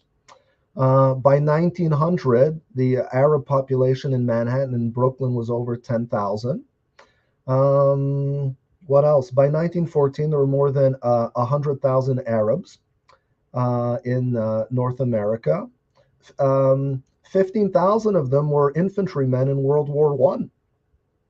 Then there was, this Immigration Act that bans all immigrants from Asia, and that drastically reduced the numbers. So that was the Quota Act of 1921. Master Farad was a victim of that, and his friends and relatives and countrymen. They wanted to ban non-white immigrants. And a person closely linked to him who was from Baluchistan, it went to court and they said Baluchistan is not of the white race. And so if you're not, you're not white, and so you can't become a citizen. And so a lot of these Afghans and so on, it took a very long time. Some of them only got their citizenship in like the 1970s. And they had been in here since, they had been in the country since, some of them in the 1910s and 20s and 30s, they waited a long time to get their papers because of all of that. By 1924, there was 200,000 Arabs in the United States. In the 1930s, there were more than 50 Arabic publications in the US. So in the 1930s, there are over 50 Arabic publications in the US. Now, yeah, there a Now colleague, yeah, we need someone to go through those yeah, and yeah, pick for clues. yeah. No, you're absolutely right. Are you good enough in Arabic to be like? Because look, in English newspapers, I can go through pages and pages very quick just because I know English like that. But my other languages, terrible, terrible. Okay, yes, I could. Do I want to? I don't. Why? Because I can speed read in English and in French and in Spanish. This is something I learned when I was an undergraduate student, and it's I could not speed read in Arabic, but in English or any French, Spanish, I could just skim through things real fast. But in Arabic, I'm going to be reading, and I don't want to do that. But Dennis Walker, who wrote the foreword to my book, Finding W.D. Farad, who passed away, may God have mercy upon him. That was his plan. He was going to come from Australia, and and he's got a funny story. I mean, as a young graduate student, he studied and he's like of Irish ancestry. Um, as a young graduate student, he focused on the Nation of Islam, and so you have like this Irish Australian guy who will embedded himself in the Nation of Islam, and so that's the coolest thing. But the plan. I mean, my parents live in Windsor, and they were going to lodge him, and he was going to cross the bridge every day to go to the archives and so on in Detroit, because there they have all of these Arabic periodicals from the 1930s, and he was going to focus on the ones from like 1930 to 1934. He's appearing in newspapers all over the place. Wherever he went, it was always in the newspapers. This is the most incredible thing. He must have appeared. Someone must have mentioned something about this character, maybe in criticism or maybe in praise. Who knows? There must be something. Like these publications were Christian publications. There were Arabic Druze publications as well. And all these different, and the Muslims, all these different groups, they had their publications. It would be fascinating. Someone should do it. I don't want to do it because it's going to be too time consuming. Get to those archives, go through all of the Arabic periodicals from the early 1930s, find traces of Master Farad. It would be a great contribution to scholarship in the field. Yeah. Right, and you never know. Maybe the AI can do it for us. Pretty soon coming up, if they can scan the Arabic and then come up with some English, or at least get us some of the words, so we could do a word search. So far, the last time I checked, and that was around the time this book was published. It was after it was published that we were planning to do this research. Yeah, those archives are not publicly available. They're not things that you can access online, even if you pay. You have to go in person to these libraries or universities or archives. Some of them might have been digitalized, but others, they might just be in microfiche or I don't know the state of it. It's been a few years, and increasingly, universities are scanning all of these things, making digital copies. And some of them are making them publicly available, but in some cases you have to go in person. And that was the case with these Arabic periodicals. So someone, I mean, come on, do this. It would make a fantastic article, and maybe even more. Right, and of course, from my perspective, Mufti Muhammad Sadiq, his trip to Detroit from New York was covered in the Al Bayan. There's other references, and I know there's more. For example, Patrick Bowen found the references in the Cleveland Call that had never been shown for 100 years, and I'm sure he just gleaned it. He didn't, because who's got time to do this? This is real, like, cumbersome. You're going to be alone work, right? Like, it's you alone with the lights on or off or whatever, and you're zoning out for 5 hours. Yeah. Not burning a single calorie. Right. Yes, I know. I've spent many long days and long nights in archives, and yeah. Yeah. Not fun at all. Especially it's not fun if it's not the language you're the most thorough in. Right. So Mhm. it just But sucks. yeah, So, I mean, there are people who enjoy that type of detective work, but it can be very time consuming. And see, the thing is, the most frustrating thing is if you find nothing. Okay? That you have been digging and digging and digging and digging and digging and spending hours and days and weeks and months, and you end up with nothing, empty-handed. Oh, it's such a source of frustration. Now, uh, I am convinced that there are photographs of Fred Dodd or W.D. Farad. Uh, I know the most likely place to find them, but I simply don't have the time, the energy, and the resources to go find them. Okay, they're the archives in the Pacific Northwest. Actually, he had his tamale stand, and I'm not going to get really specific. And he had his tamale stand. It was outside of a movie theater, right out front. And again, yeah. So yeah, I mean, there are many interesting things yeah, there. As no for worries. where he got, this his names from. He was always borrowing names from other people. Like Fred Dodd was like an important, an important member of the community where he lived. He was, and so he took his name. And then, Wallace Ford was a famous actor. He certainly saw his name in these movies. So yeah, but there are all kinds of historical photographs of that area and that movie theater. Okay, so it's not like he's out in the boonies or something. Like, this is like downtown. This is a major attraction. There are certainly historical photos of Fred's tamale wagon. Okay, and if we can get a picture of that, we can get a picture of him. And yeah, and that would really be fantastic. So yeah, but they told me, they're not scans. We have tons and tons of pictures. You need to come in person. So I have to fly all the way to Salem or whatever, stay in a hotel. You know how expensive hotels are. And I'm just going to have to go through boxes and boxes of pictures from, the period of time that he was there. And I might find something. Actually, you know, uh, I think it's highly likely, since there are so many photographs of that movie theater, that his tamale wagon would be there. And actually, people have written like scholarly studies on these Afghan tamale peddlers throughout the US. And there's like lots of pictures of these tamale peddlers. Somewhere there might be a picture of him. Yeah, Uh, and that reminds me. If you go to Mexico, there's people selling gum on every corner. You Right. know what I Yeah. mean? Mhm. Little kids and etc. But so okay, let's go back to Highland Park, 1921, and let me show a photo.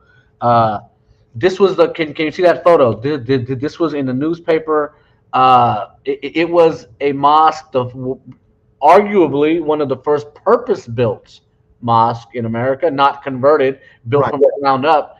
And it had a Shia imam, a Yeah. Sunni imam, and a Qadiani in there rubbing shoulders, trying to borrow their building for his newspaper, trying to get some help, some funding, and it all ends up going south.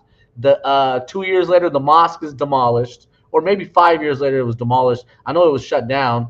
Um, Mufti Muhammad Sadiq is blamed for it all, or not all, but he's blamed in by certain periodicals. I actually found academic work. I think Mary Holmes and some other sources. So what happened with the Highland Park Mosque? Were all three religions there: Sunni, Shia, and Qadiani, Ahmadi? What are your comments on that? Very interesting. Now, where am I going to go with this? I mean, some people even today use that as an example of like Islamic unity, right? Why are we so divided? Just look at this mosque here, right? Why can't we, have a joint mosque? Why can't we, get together and unite on, the basic principles? Um, well, they tried, it didn't work. I know, when I was in Toronto, there was one center that was It was supposed to be like some type of unity center.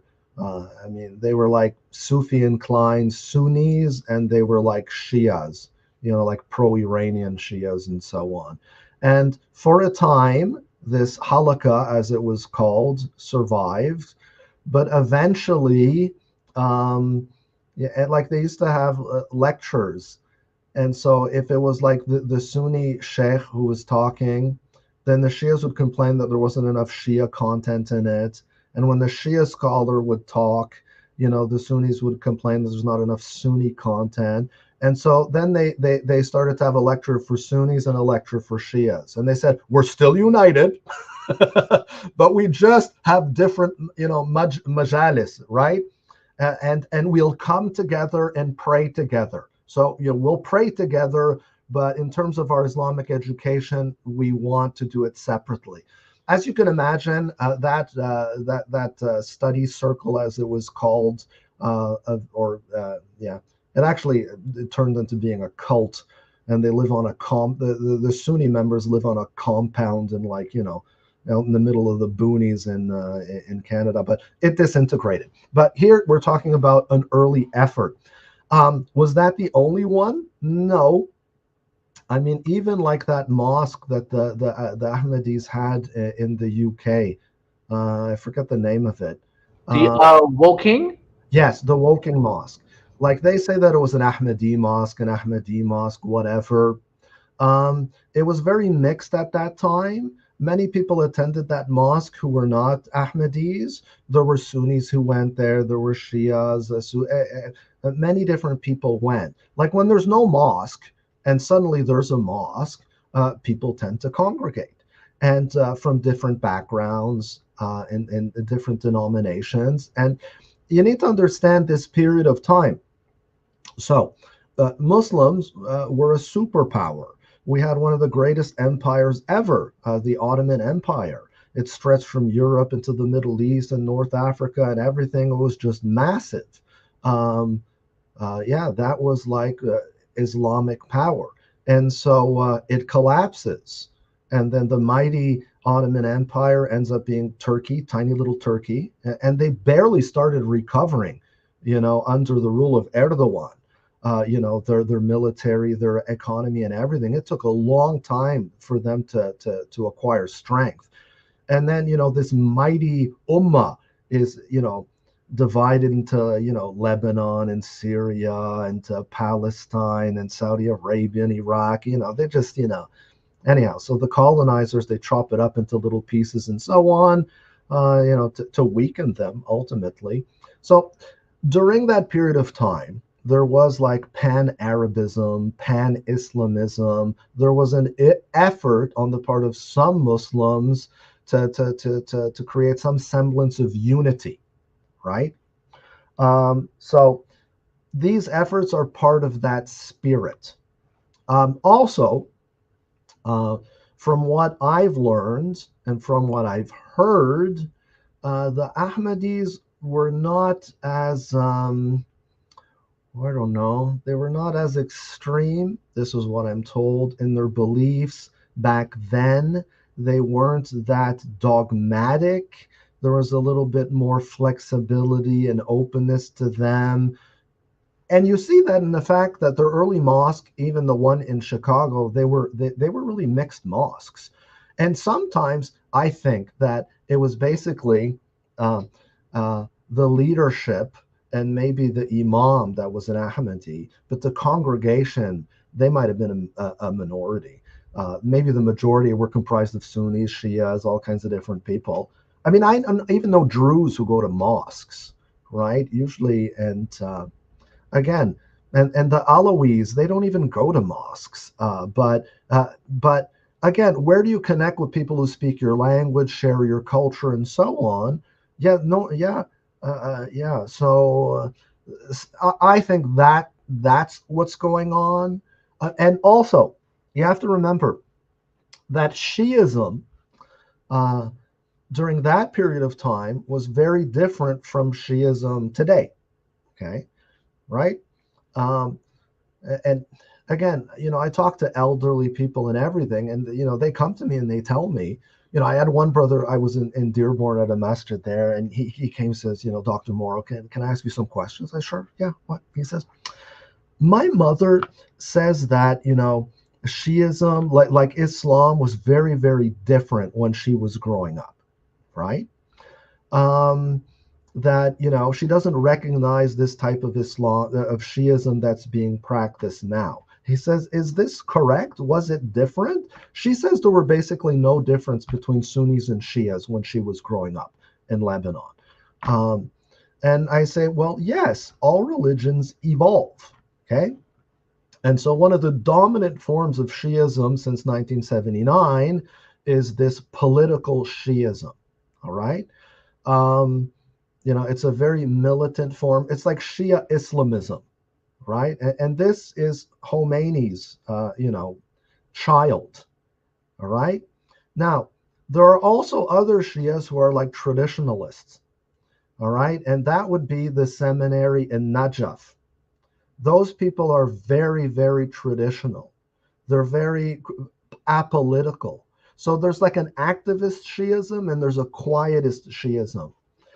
The ulama and the maraja and the sources of emulation in Iraq traditionally have not agreed with this idea of wilayat al-faqih, or the regency of the jurist or the theologian. They didn't agree with this political interpretation of Islam. And so even among Shias, they're divided. Okay, are you pro-Iran, pro-Khomeini, pro-Khamenei, or are you on the side of Sistani and Khui and the maraja, who are much more traditional and who don't believe that the clergy should be involved in politics, that the ulama should be involved with politics? You have the same thing in the Catholic Church.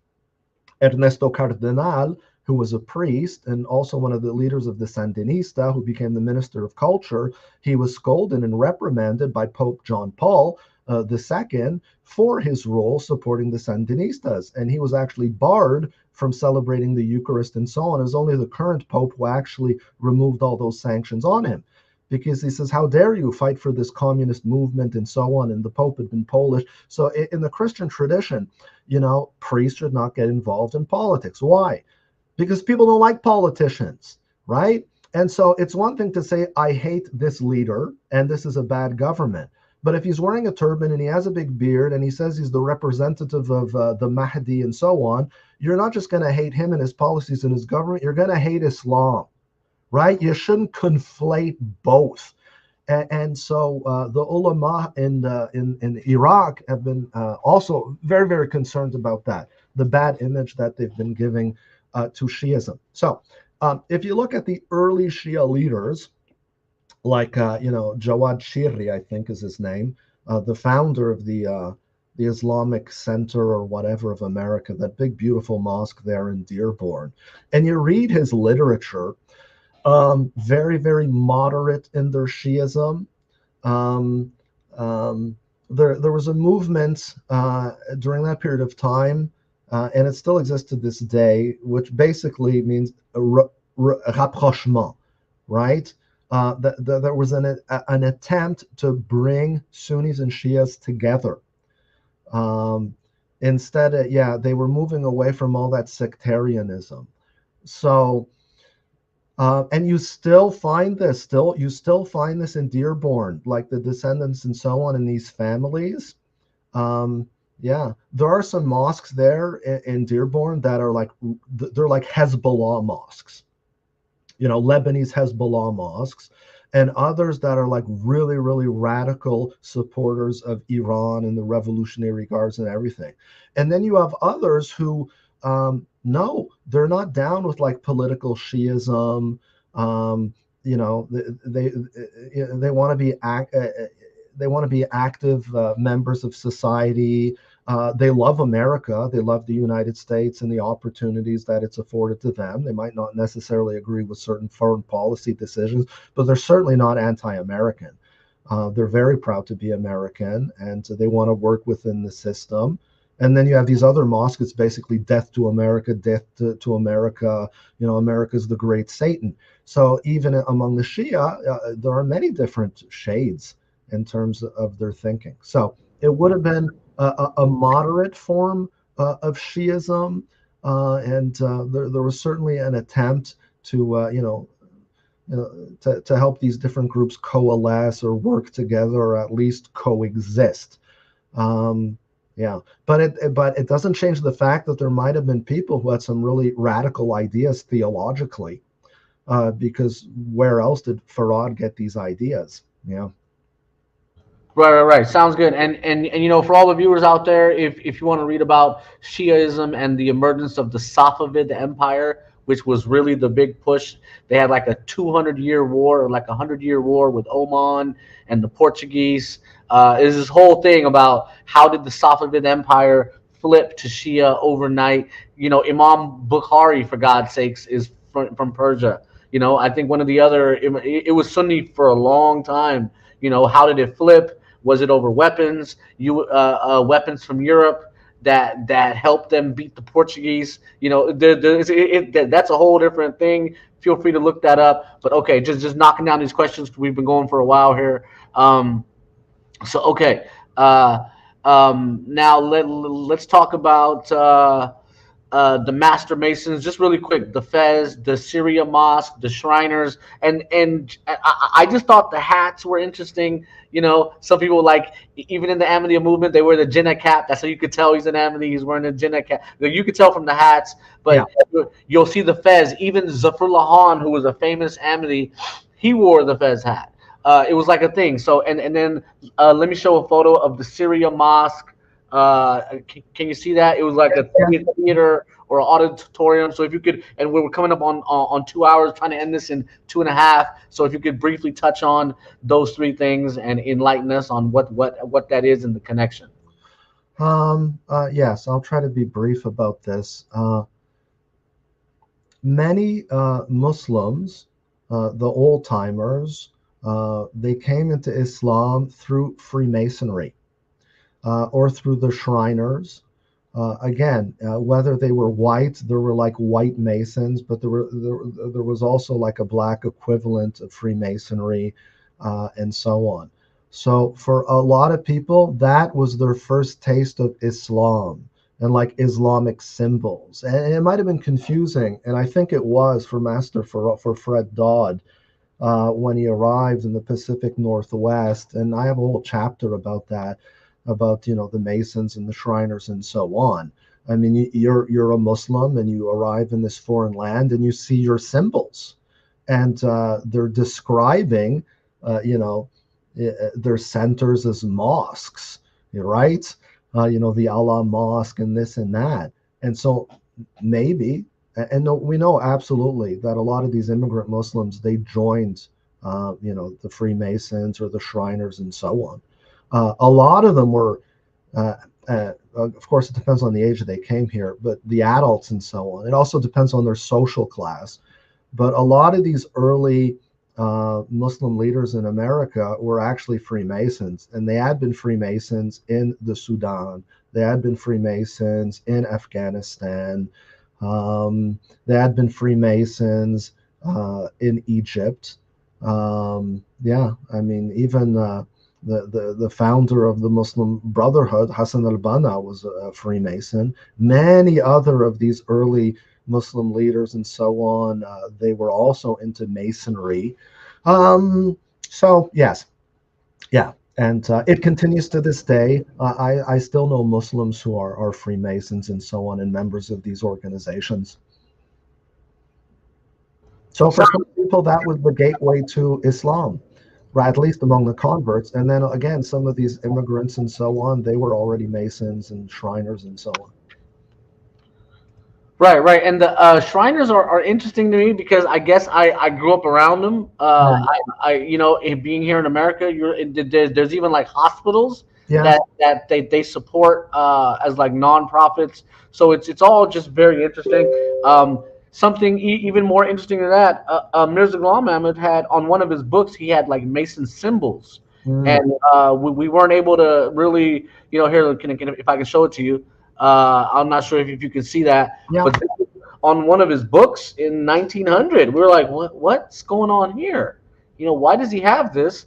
Mufti Muhammad Sadiq, again, it goes back to him. He's the connection. He was his secretary in this era. Yeah. So he's reviewing all the letters. He was even part of some of the correspondence with Alexander Webb. Actually, I don't remember about that detail, but okay.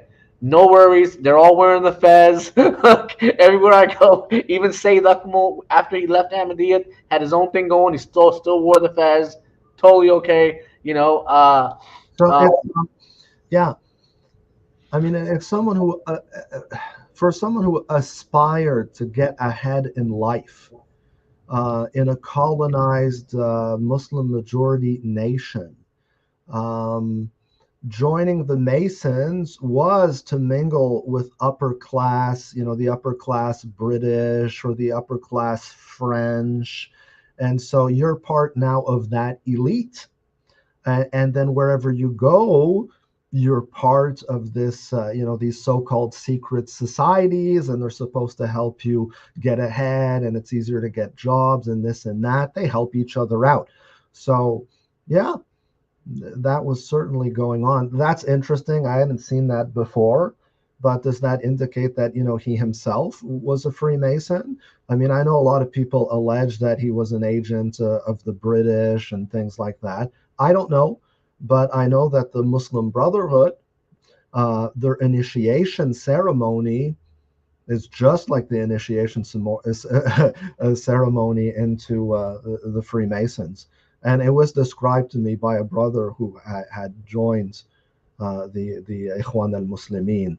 And so they've incorporated a lot of that, okay, into some of these Islamist groups. So yeah, interesting, very interesting. Sounds good. Yeah. Sounds good. And I don't know, maybe we'll find some more information on that. I thought Wali Akram also said the same about Freemasonry. He said it was how he got in.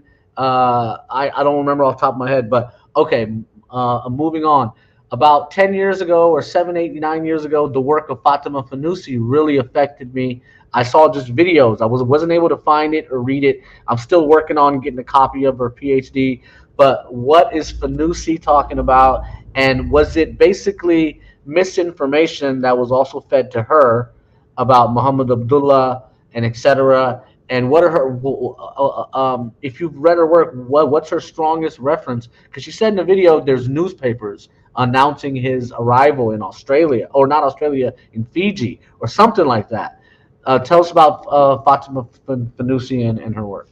Well, she bought into this nonsense that Muhammad Abdullah was actually Farad, and then so that's her starting point, and she tries to justify it, and that colors all of her interpretations. But that was thoroughly debunked in my work and also in the work of other scholars. So I think that's why that her thesis has never been turned into a book or has never been published, because it became obsolete even before it could be printed. So yes, so that's all I have to say about that. There's no basis to that, no basis whatsoever. You could just refer to my book. I addressed that issue with Muhammad Abdullah. I spoke with his son. His son was very clear that his father wasn't Farad. But, I have my way of confirming things. I had all kinds of details about Farad's height, his weight, where he had scars and things like that. And so, of course, I didn't disclose this. I just asked, general questions about, so how tall was your dad and this and that, and how much did he weigh? And did your father have tonsils? Yeah, he had tonsils. Well, Farad didn't have tonsils. Okay, what, they grew back? Okay, and I looked at the pictures and like you have Farad's mugshots, and it says where he has scars and everything, and Muhammad Abdullah didn't have these scars, and the age doesn't match. And I went back and I did that research about Fiji and his history and his family and all that. So Muhammad Abdullah was not Master Farad, and unfortunately, Fousi fell for those claims. So yeah, and I totally agree with you. She was wrong, and it goes back to W.D. Muhammad and Elijah Muhammad saying that in the fifth. They were the ones saying it. If they said it, that doesn't make it true, because again, look, I'm from the street. whatever someone says doesn't make it true. Right. Yeah, Especially in the 90s, they'll sell you on all kind of stuff. They'll say that they're the best in this and they're this and they're that. No, man, it's all scam. It's all scam. yeah. So, Yeah, so like for example, I mean, people make all kinds of claims and stuff. Like, I mean, someone told me that someone sent me a newspaper clipping that there was a W.D. Farad who was in attendance at a funeral in Australia, and it was after like 1934. And he says, "Here you go." He went back to like New Zealand or Australia or whatever. Okay, but so he found that maybe he was on newspapers.com and he did a search and okay. And so I went and he wouldn't even tell me where it was from. And so, but I'm a good researcher. I found the actual source of this article and I says, wow, this is a really rare name. W.D. Farad. Interesting. Because if you Google that in any database of newspapers, you're not going to find W.D. Farad. It's a strange name. It's very, no one else but him has that name. So, okay, I looked at, it's the funeral, who's this guy who died? Okay, and then I did research on him. And then, so the people in attendance have to be his friends or family members somehow connected to him. And so I did research there. And actually that company that he worked for is still in operation and they have all the records and everything. So it ends up that it wasn't, although the newspaper said W.D. Fard, F-A-R-D, it was a misprint. It was W.D. Ford. And I confirmed that he was a friend of this person and they worked together and so on. I didn't get a picture of him, but I was able to get like a drawing of him because a drawing of him appeared in a newspaper. So it was just some white guy, didn't look like him at all. And so again, there's like these urban myths and so on that circulate and they're quite easy. Like this one, amateur researcher said, well, here's some guy who was selling carpets in the Rocky Mountains just after, Farad passed away. Farad sold, he was selling like Persian rugs. Well, Farad was selling things and this guy was Syrian and the ages didn't, I do just a bit of research and I debunk it. So again, do your research, man. You can't just accept claims. Any claim has to be verified and confirmed. So all of that debunked. And there's new work coming out. I know Michael Muhammad Knight is about to publish a book, or maybe it already came out, on Master Farad's lessons, and he has some other ideas in terms of his origin and a certain political movement that he may have belonged to. So I'm looking forward to reading that and reviewing that book. I mean, there are other things that, I'm like, the preponderance of evidence points to an Asian origin, what's now Pakistan, India, Iran, Baluchistan, that general area, okay, in terms of his origin. But I'm open to I'll follow the data wherever it leads. Yeah, I mean. Right, and I totally love that about you. And I strive to be the same way. As we follow the data, we don't follow our whims, our emotions, what we want it to be. It's not about any of that. It's about finding the truth, and the data will lead us to the truth. So, okay, there was another book by Allen where I think Allen said that Farad was a Ahmadiyya missionary. Have you came across that book? Yeah, but he has nothing to back it up. Yeah, nothing to back it up. Right. Right. I could say he was, a Jewish rabbi, but, I couldn't back that up. But there is some evidence that he claimed to be Jewish. Okay, there's that. But where's your evidence, Alan? Give it. Well, there's none, so forget about it. Right. Forget about it. Okay. So something else I found fascinating was that there were other people around who've sort of been quiet for 90 years, or maybe they passed now. The brother of Elijah Poole, John Muhammad. Why did he have a different account? And why why was the typist, I forget her name, Claire, I forget the typist name, but she was also quiet for like a long time. So if you could shed some light on that. Sure. Supreme Minister John Muhammad, Brother Bilal Muhammad, wrote an article about him that's excellent. I would recommend anyone interested in this topic to read that article. And he spent a lot of time. Well, first of all, these videos of John Muhammad's speeches weren't available until recently, and I'm sure more will come to light and be uploaded to YouTube. So it's just we didn't have access to him. I knew about his wife, Bernstein Muhammad, but I didn't have access to John Muhammad's stuff or material until very recently. I mean, Bilal Muhammad spent hours, hours and hours listening to these lectures, and then noting any reference, any memory, right, that he had of Master Farad. Is the account very different? I don't think it's very different. He adds to it. He provides details that were not mentioned by Elijah Muhammad. The thing with Elijah Muhammad is that he read, he studied, and he brought in scholars. Some of them were Ahmadi, some of them were Sunni, to teach his children Arabic and to teach them Islam and so on.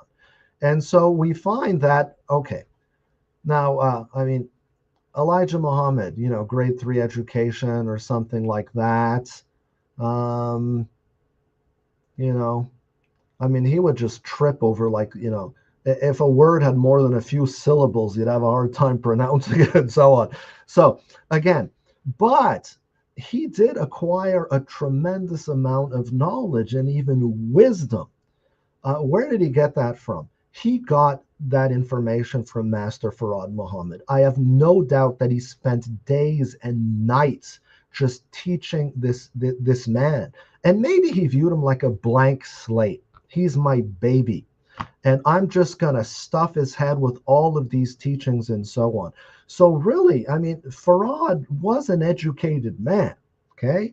And he made Elijah Muhammad an educated man.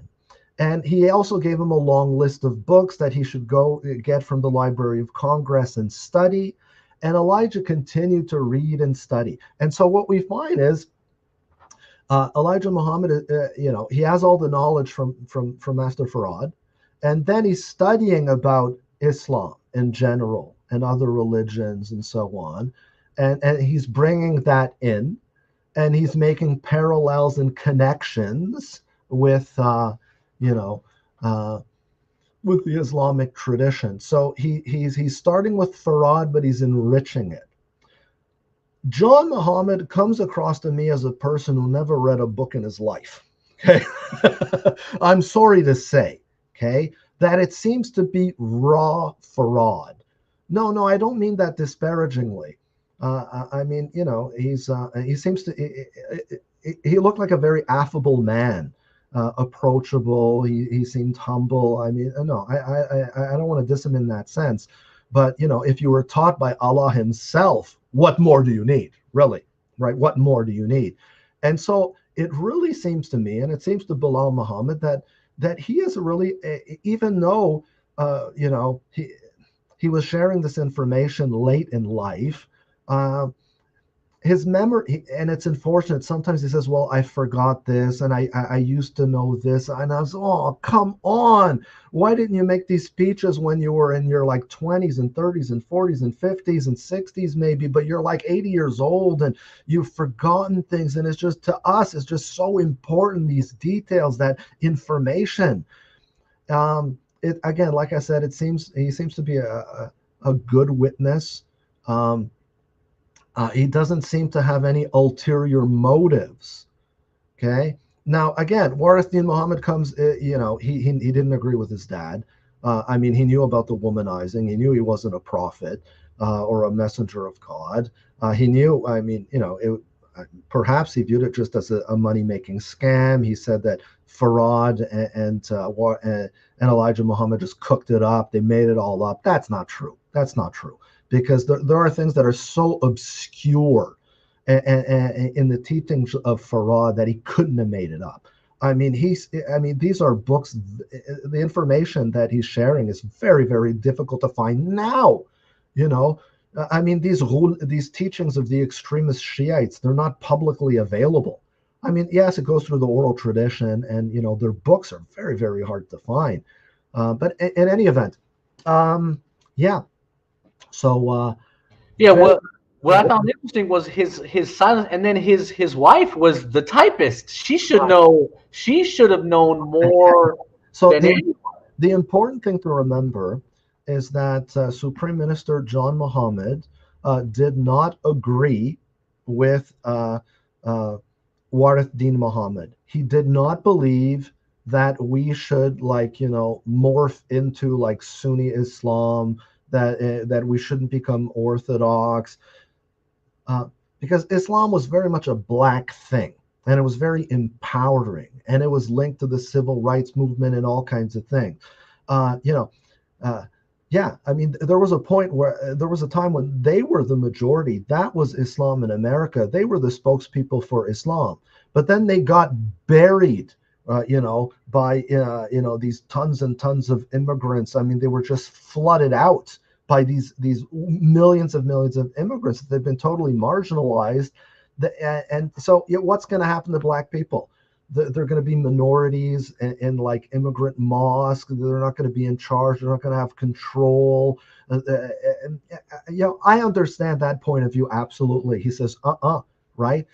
We need to be distinct, and we need to be separate, and we need to help our people, and so on. So he wanted to be faithful to the teachings of Master Farad. At the same time, he did not agree with Minister Louis Farrakhan. Because Farrakhan, as much as he claimed that I am reviving the Temple of Islam, the Nation of Islam, he started changing things. He started tweaking things. He's the one who introduced like Juma prayers, right? If you go to their mosque in Chicago, they have Juma prayers just like Sunni and Shia Muslims do. And he started changing things, that his name was not Farad, it was Fard, right? And he's trying to link his name to the obligation. What, he was like Master Wajib? No, he was Farad. It was very clear that's how he pronounced it. So he was changing things and twisting things, and then all of this nonsense that Elijah Muhammad never died, and all of that. And so he didn't agree with that. And so he tried to start, he wanted to go back to the origins and to the sources. And so while his wife, she followed Warith Din Muhammad, okay? She didn't follow Farrakhan, okay? So she had a change of heart. She was also very influenced by like Salafism and Wahhabism, and she had some pretty crazy ideas too, that, pictures are haram and this and that and whatever. And maybe she didn't want to share this information and this knowledge because she didn't believe in it anymore, okay? Right? She as far as she was concerned, she was a Sunni Muslim now, okay? So that's why. So she would go to the mosque of Warith Din Muhammad's followers, while John Muhammad would go to his center, and where he says, just give me 40 good black men, just give me we are going to build a nation. It was like, going back to the 1930s when Elijah started to preach and so on. So anyhow, Sister Bernstein Sharif Muhammad, she met Master Farad in October of 1932. At a Muslim-only picnic in Detroit's Black Bottom. They danced. I think that's very interesting. They danced. They played games, especially baseball. They could win prizes. She was 17 years old, and she was a very pretty young woman. She became the secretary. He called her the reformer, and then Farad disappeared in 1934. So that's a period of 70 years. It's not clear to me when she wrote those memoirs. And, I have a hard time finding dates and stuff. When did she write this? Like just before dying? Was it published when she was alive? Was it published after she died? Was her daughter involved in this?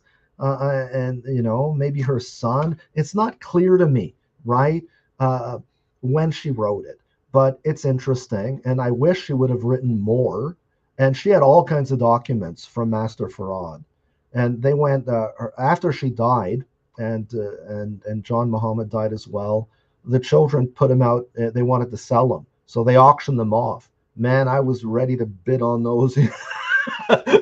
Right? A friend of mine was a billionaire. I said, "You hook me up, man. I don't care how, we'll start. Yeah, yeah. Buy these documents for me. Buy them."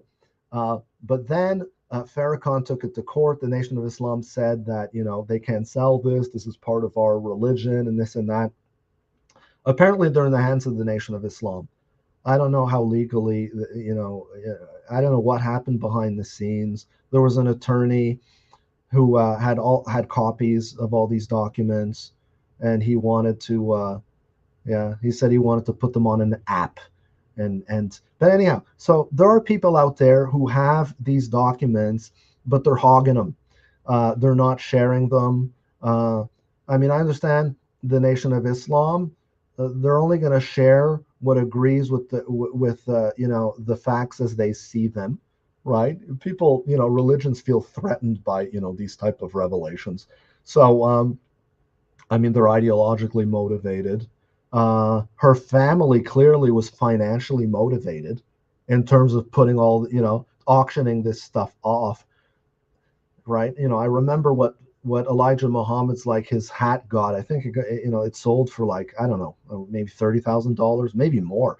I don't remember. Or is that how much he paid for it when he bought it the first time? But just like any little trinket or item from Elijah Muhammad in the early days of the Nation of Islam, it goes for crazy prices.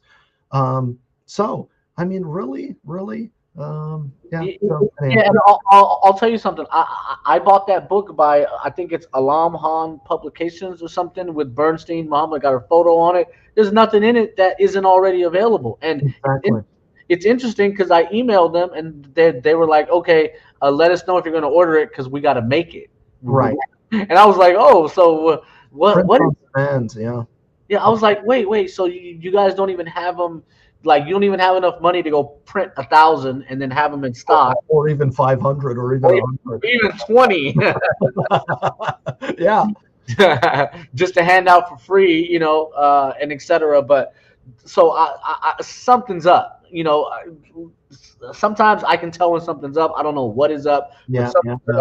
Also, the archives of the Final Call have not been explored because they don't want us to explore them because what we're going to find in them, right? Exactly. Yeah, that's true. And archaeologists, brother, I got something against these archaeologists. With the whole, it's a money making thing too. The whole ancient alien theory. People even thought it was true. Now we know it's all some BS. It's all BS. There was an archaeologist who found a little piece of camel bone in North Canada. Right. And based on finding a little piece of, now remember, there were no camels indigenous to the Americas. There's Right. only two types of camels in the world. You Right. got the double humper and the single humper, and they can make a hybrid that can't make other babies. So it's but that's a whole different topic, But she found a little piece of camel bone in North Canada and theorized that there were millions of camels in North America. And as I'm looking at this, I'm like, what are you talking about? First off, we don't know where that bone came from. Someone could have dropped it there. Right. So these archaeologists, and the fossil records, and if you go into the bone wars with the dinosaurs, you'll find a whole bunch of strange oddities of what they find. Even now with the exoplanets, they got these photos. They won't tell you they're fake. That the camera did not capture that. Right. No camera came up with this, bro. Sorry. Yeah. This is an artist's rendition of what it might look like. Same thing with the dinosaurs. They'll find 3 bones and say, oh yeah, this is what the whole thing looks like. It's like, okay, I've done some research, on the basin, the Great Basin. That's a whole different topic. But got to be careful with these folks who don't want, who made money off of their findings.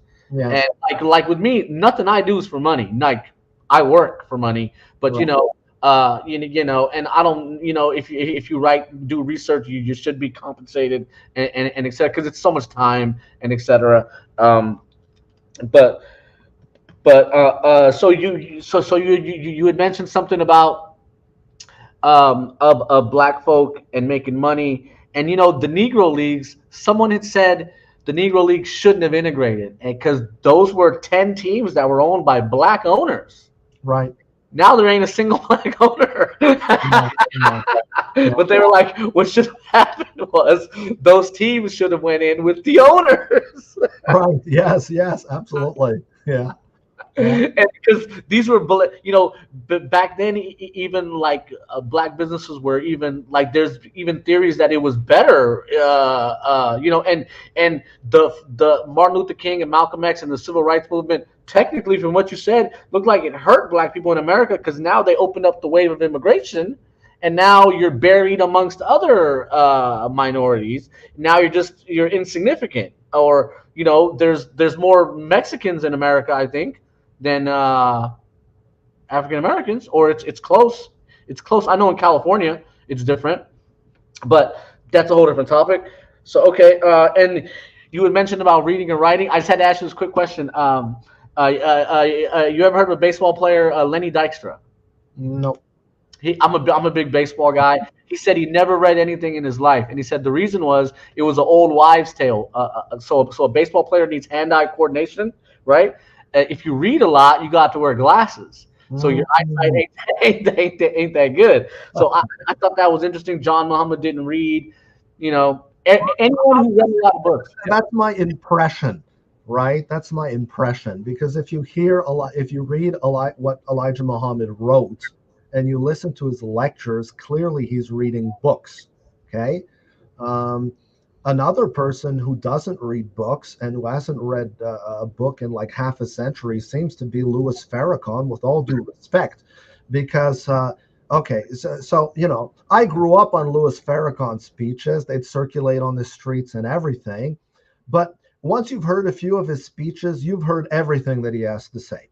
So he has a speech that he gives to like Orthodox Muslims, okay, and then right, and then he has and he has a speech he gives to like Christians and blacks in general, and he has a speech that he'll give just to his followers, where they're all card carrying members of the Nation of Islam. It's locked doors. And no one's supposed to be taping it, where he really gets hardcore into all of these teachings of Yaqub and the white devil and that stuff. That's not the speech he gives in like big stadiums. It's just for like insiders. But some of that has leaked. But it gets old. Really, I mean, you've heard everything he has to say after you've listened to maybe 3, 4, 5, 6 speeches. That's it. But someone with knowledge, who's a scholar, who reads, who publishes, I mean, you could listen to them for years and years and years and keep learning, right? Right, and the entire goal is to keep learning. Absolutely. Sure. Like we're not done. You don't learn. You went to college. Look. For me, college was harder because we had to sit in rooms and listen to long lectures with, Right. with professors who spoke so slow they could make it last forever. And it's like, dude, hurry up, tell me this. Hurry up, tell me the next thing. But okay.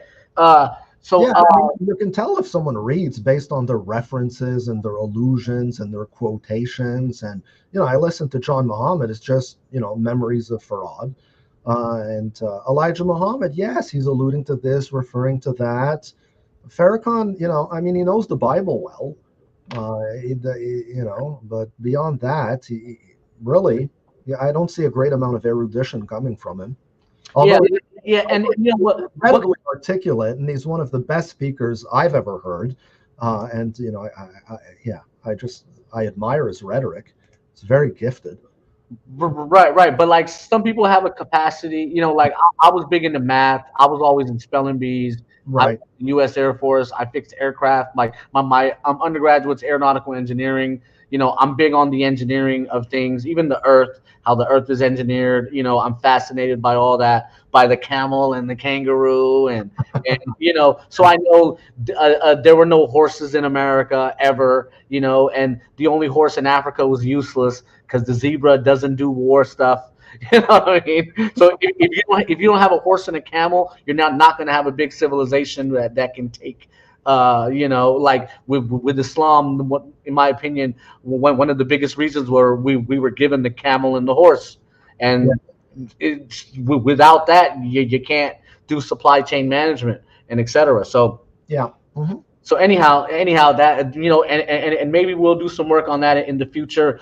Bernoulli's principle and how the Portuguese were able to sail into the wind, and that's how they changed everything. But anyhow, so I want to share a story about. So I'm from the Bay Area. Muhammad Abdullah was in the Bay, and Yes.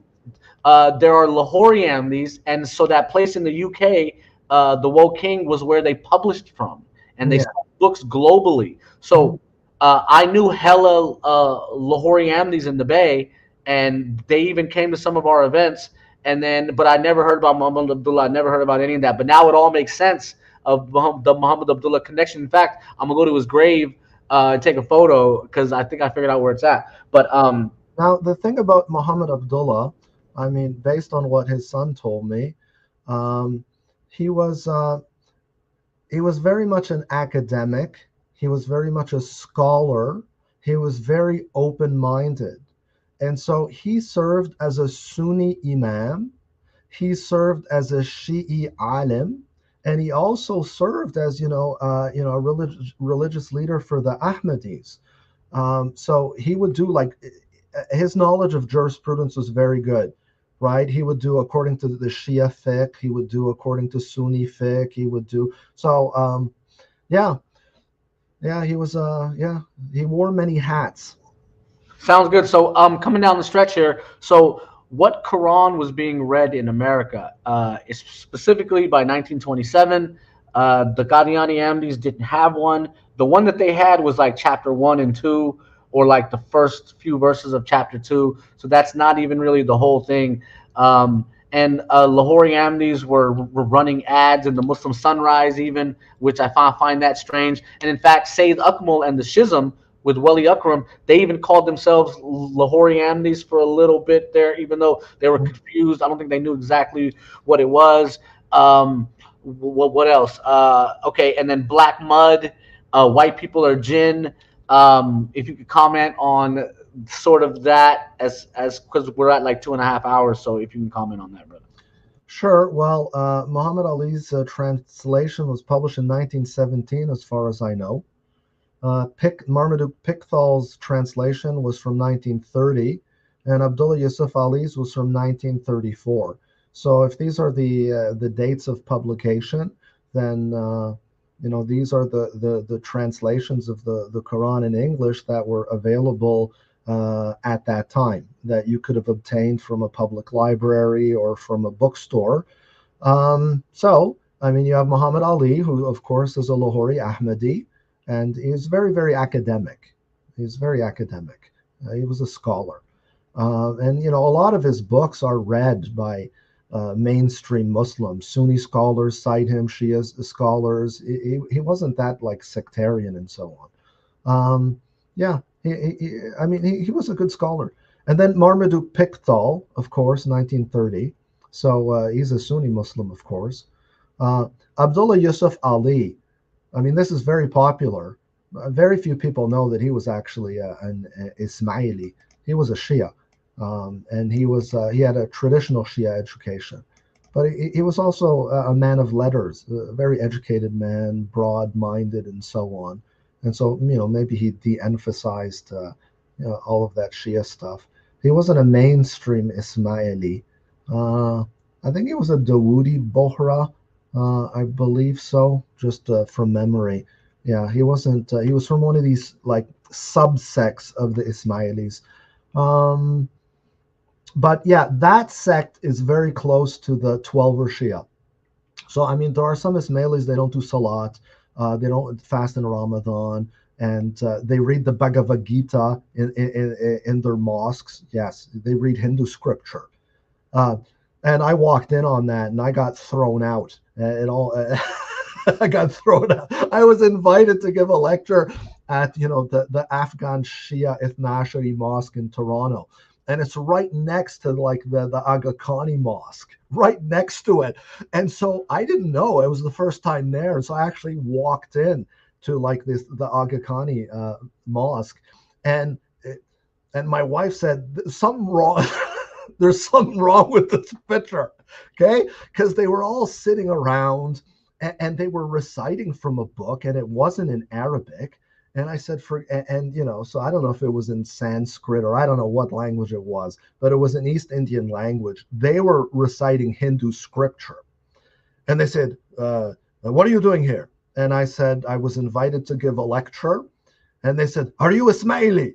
And I said, will Shia do? Right? Yeah. They say, no, you're wrong kind of Shia, right? Are you Ismaili? What's your name? What's your name? And I said, get out. And I said, wow, you people are so warm and welcoming, right? Gee, and then next thing you know, there are some men, surrounding us, trying to shoo us out. Get out, get out. You don't belong here. Say, oh yeah, lovely. You people are just beautiful. If I ever meet the Aga Khan, I'm going to bring that up. That you might want to reconsider the way you treat people and so on. I know you're really big on this whole taqiyya thing, and you know what? I think I'm starting to get why, right? Yeah, you walk in and you're reciting Hindu scriptures. You people really Muslims? What the hell's going on here? No wonder you're hiding your teachings. So really, I had a very unpleasant experience with the Ismailis, as you could imagine. Yeah, right. And it's funny. I mean, the Saudis, they just jumped on the Abdullah Yusuf Ali translation and spread it all over the world. But they did censor his commentaries and when he was talking about Hassan and Hussein and Ahl al-Bayt, all of that's gone. They got rid of all of that stuff. Yeah. And in terms of running ads in the Muslim Sunrise, there's a lot of that. A lot of that still today. It's like a Sunni publication. It has like Shia things in it and vice versa. It's income. If you will pay for the ad, we'll post it. Black mud, that is very interesting. And I'd really love to do justice to that topic. I actually published a study on that. It's called Concerning the Color of Adam, the Prophets, and the Imams. It's chapter 3 in Restoring the Balance, using the Quran and the Sunnah to guide a return to the Prophet's Islam. Because, learning Islam on the street and everything, I was told that, Adam was a black man. He was the original man. And all of the prophets were black. And Jesus was black. And Muhammad was black. And the 12 Imams were black. And the Mahdi is black. And I'm here, Allahu Akbar. This may be very empowering, and I would love to use that stuff on like white people and Arabs and stuff, just to mess with them, because I don't like racist people and supremacists and all of this stuff. But and anyhow, so I did repeat some of that stuff to some people. It's very empowering maybe to black people. But if I'm approaching it from a scholarly point of view, it's questionable, right? This whole thing, and I heard that from Farrakhan that Adam was made from black mud, and of course they have the Quran translation that deals with that. Yeah. So what do we have here? I can't read this study. It might be nice to give a presentation on this one of these days. Oh, I get into actually what Adam means in Hebrew, and that the root for it is red, and that he was made from red clay. And then as a Métis person, as a person of mixed blood who's like French Canadian and Native, I said, ha, he's a red man. So we were first. He was Native man, right? A red man. I love this. So I had a lot of fun with that, that he was a red man. Of course, yeah. Right. Yeah. Of course, there's another etymology for it. Uh, And by the way, in chapter 49:13, Allah tells us that He purposely created us into peoples and tribes so of we could course, get to know each other. of course, of course. And, it seems to me to be, it goes against that whole anti-racist thing that we're all human beings and so on. But again, it's not as if Farrakhan speaks Arabic or could use an Arabic dictionary. Let me see, let me see. All right. Okay. I don't know how much time we have, but it's an interesting question. I mean, I've got enough energy to keep going. You want me to touch upon this a bit? Sure, sure, absolutely, absolutely. Okay, if we rely exclusively on Islamic sources, the foremost of which is the Quran, we find that Allah made Adam out of clay. As we read in the Muslim scripture, He it is who has created you from clay, 6:2.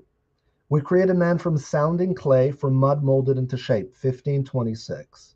I am about to create a man from sounding clay, from mud molded into shape. That's 15:28. Thou didst create from sounding clay, 15:33. Thou didst create from clay, 17:61. Man we did create from a quintessence of clay, 23:12. He began the creation of man with nothing but clay, 32:7. Then we created out of a sticky clay, 37:11. I'm about to create man from clay, 38:71. Thou didst create me from fire and him from clay, 38:76. And finally, he created man from sounding clay like unto pottery, 55:14. Okay, so this whole thing about Adam being made from clay is repeated many times in the Quran. Okay, in a clear indication of academic and linguistic dishonesty, some scholars and translators insist that the Quran speaks of black mud and black clay. The words used in the Quran include teen, which simply means clay, as has been accurately conveyed by Yusuf Ali, Arbery, Hamidullah, Cortez, Vernet, Sarwar, and Ali, among others, and in which has been confirmed by the Hans Veher Ibn Misr, Maurid, Spiro Dictionary, the Arab English Dictionary, John Penritz's dictionary. So anyhow, so the fact that teen is clay is confirmed by many translators of the Quran and Arabic English dictionaries. The other word employed in the Quran in relation to the creation of humankind is salsal, which also means clay, and which has been correctly translated by Yusuf Ali, Hamidullah, Cortez, Vernet, Ali, Sarwar, Khalifa, Qaribullah, but mistranslated as black mud or black slime. Oh, so now we're created from slime, right? Yes, Adam was made from black mud. No, actually, he was created from black slime, my slimy friend. Yeah. So Asad, Pickthall, Sale, Rodwell, Shocker, Hilali Khan, and Malik, and some others. Yeah, they talk about black slime because the word is qualified by the adjective hama'in, which they rendered as black. So rather than rely on authoritative dictionaries, these turned to, Edward William Lane, an Orientalist whose Arabic was subpar. As any scholar with a veritable mastery of classical Arabic can confirm, the word salsal means clay, dry clay, argil, argillaceous earth. The word hamma means mud, mire, sludge, or slime. And the word hama'in means dredged, cleaned out, or purified. If we base ourselves on Arabic dictionaries and so on, when Allah says that He made human beings out of salsalin min hama'in masnunin, it means out of pure clay or out of purified mud. While it's true that the Lisan al-Arab and al-Muhit describe hama as black clay, Ibn Manzur explained that the word has different meanings in different contexts. As he explains in Lisan al-Arab, the word hama means mutaghayyir or altered in the Quranic context. If we follow the opinion of the greatest authorities on the classical Arabic language, salsalin min hama'in masnunin means from clay of altered mud. Those who have the most elementary knowledge of Arabic will confirm that the word salsal or clay is not qualified by an adjective of color such as aswad. If it were speaking of black mud, why didn't it use the word black? The word salsal is qualified by the word hama'in, which means altered, pure, or clarified. And then I go on and so on, and I talk about all of these other things. But again, if it suits their interest, they're going to go for it. If they're not intellectually honest or open-minded. If it said that Adam was made from black mud, I'm fine with it. It doesn't bother me at all, right? I used to tease Christians and tell them that Jesus was a black man and all of this stuff just to provoke them. Uh, so, I have no problem. He could have been green. But then again, they're taking all of this literally. If you read Quranic commentaries and exegesis, not all Muslim scholars take these stories or accounts literally. They believe that they're allegorical. But these people are taking it very literally, that there was an actual historical Adam and he was actually made by God's hands as mud. For some people, these are allegories, okay? It's not actually historical fact. But, again, that's another issue. But so for most people, that's all over their head. So then you asked me about white people as jinn. This is a very, very, very interesting topic. God, I could give a whole lecture on that. Where did Master Farad, well, no, I mean, actually, you had asked me about that, and that, I gave you a reference from the Quran translation of Sher Ali, his English translation. And I don't know if you can pull it up, but, I can go through it. He explains that the word jinn, okay, he says this word has been applied in the Quran to the following. One, evil spirits, which inspire evil thoughts in the minds of men. They are the agents of Satan. Okay, so yes, this is the commonly held belief. You'll find that in a lot of commentaries of the Quran. But some of them, they distinguish between the shayateen, the followers of Iblis, and the Jan, or the jinn, who descend from a certain king and so on. So they distinguish between two types of jinn, because they're not all evil spirits and they're not all agents of Satan. That some of them are good, some of them are bad. So anyhow, so here he really should have clarified that they're not just evil, they're not just demons, they're like spirits. B, some imaginary beings whom the infidels worshipped but who existed nowhere in the world. There is truth in that. In some Quranic verses, when it's talking about like jinn and everything and so on, it seems that it's talking about like pagan gods. And unless you believe that pagan gods actually exist, you can't claim that these beings exist. So that's what he's saying here. So there is some of that in Quranic commentaries. And here's the interesting thing. The inhabitants of northern hilly tracts of Europe, of white and red color, whom other peoples looked upon as beings separate from other human beings, and who lived detached from the civilized peoples of Asia, but who were destined to make great material progress in the latter days, and to lead to a great revolt against religion. When I spoke with Fousi, she also mentioned that she had found some of this in the publications of the Ahmadis. So, I don't know when this translation came out. Do you remember off the top of your head? Yeah, 1955. Okay, so we can't say that Farad got this idea from here. But these ideas, and in your article, you give many others, you went beyond this and you found all kinds of other places where he was talking about, the jinn and this and that. So that was circulating in their periodicals, and that was probably being preached in their mosques and so on. So Farad didn't get it from Sher Ali, but he did. It does seem that he got, well, I mean, there are other sources as well where he would get these ideas, but some of it seems to trace to to the Ahmadis. People belonging to alien religions and nationalities, and wild and savage peoples who in prehistoric times, before man had developed enough morality to be given a revealed code of laws, lived in caves and hollows of the earth and were subject to no rules of conduct. Okay. All right. So, I mean, if one is just exposed to the view that the jinn are demons or devils, They might have a hard time swallowing these other interpretations. But these other interpretations are found in commentaries of the Quran. So he's not just making this stuff up. And it's also found in Islamic literature. This idea that the jinn are like foreigners. Now, let me elaborate upon this a bit. So, there's a vast body of literature on the jinn that Muslims have produced in Arabic and Persian and so on, where you have all kinds of paintings of the jinn and so on. So there's a mix. There's a lot of folklore in it. These are pre-Islamic beliefs. Lots of superstitions come into play. Muslim scholars discussed whether jinn actually exist or they don't exist.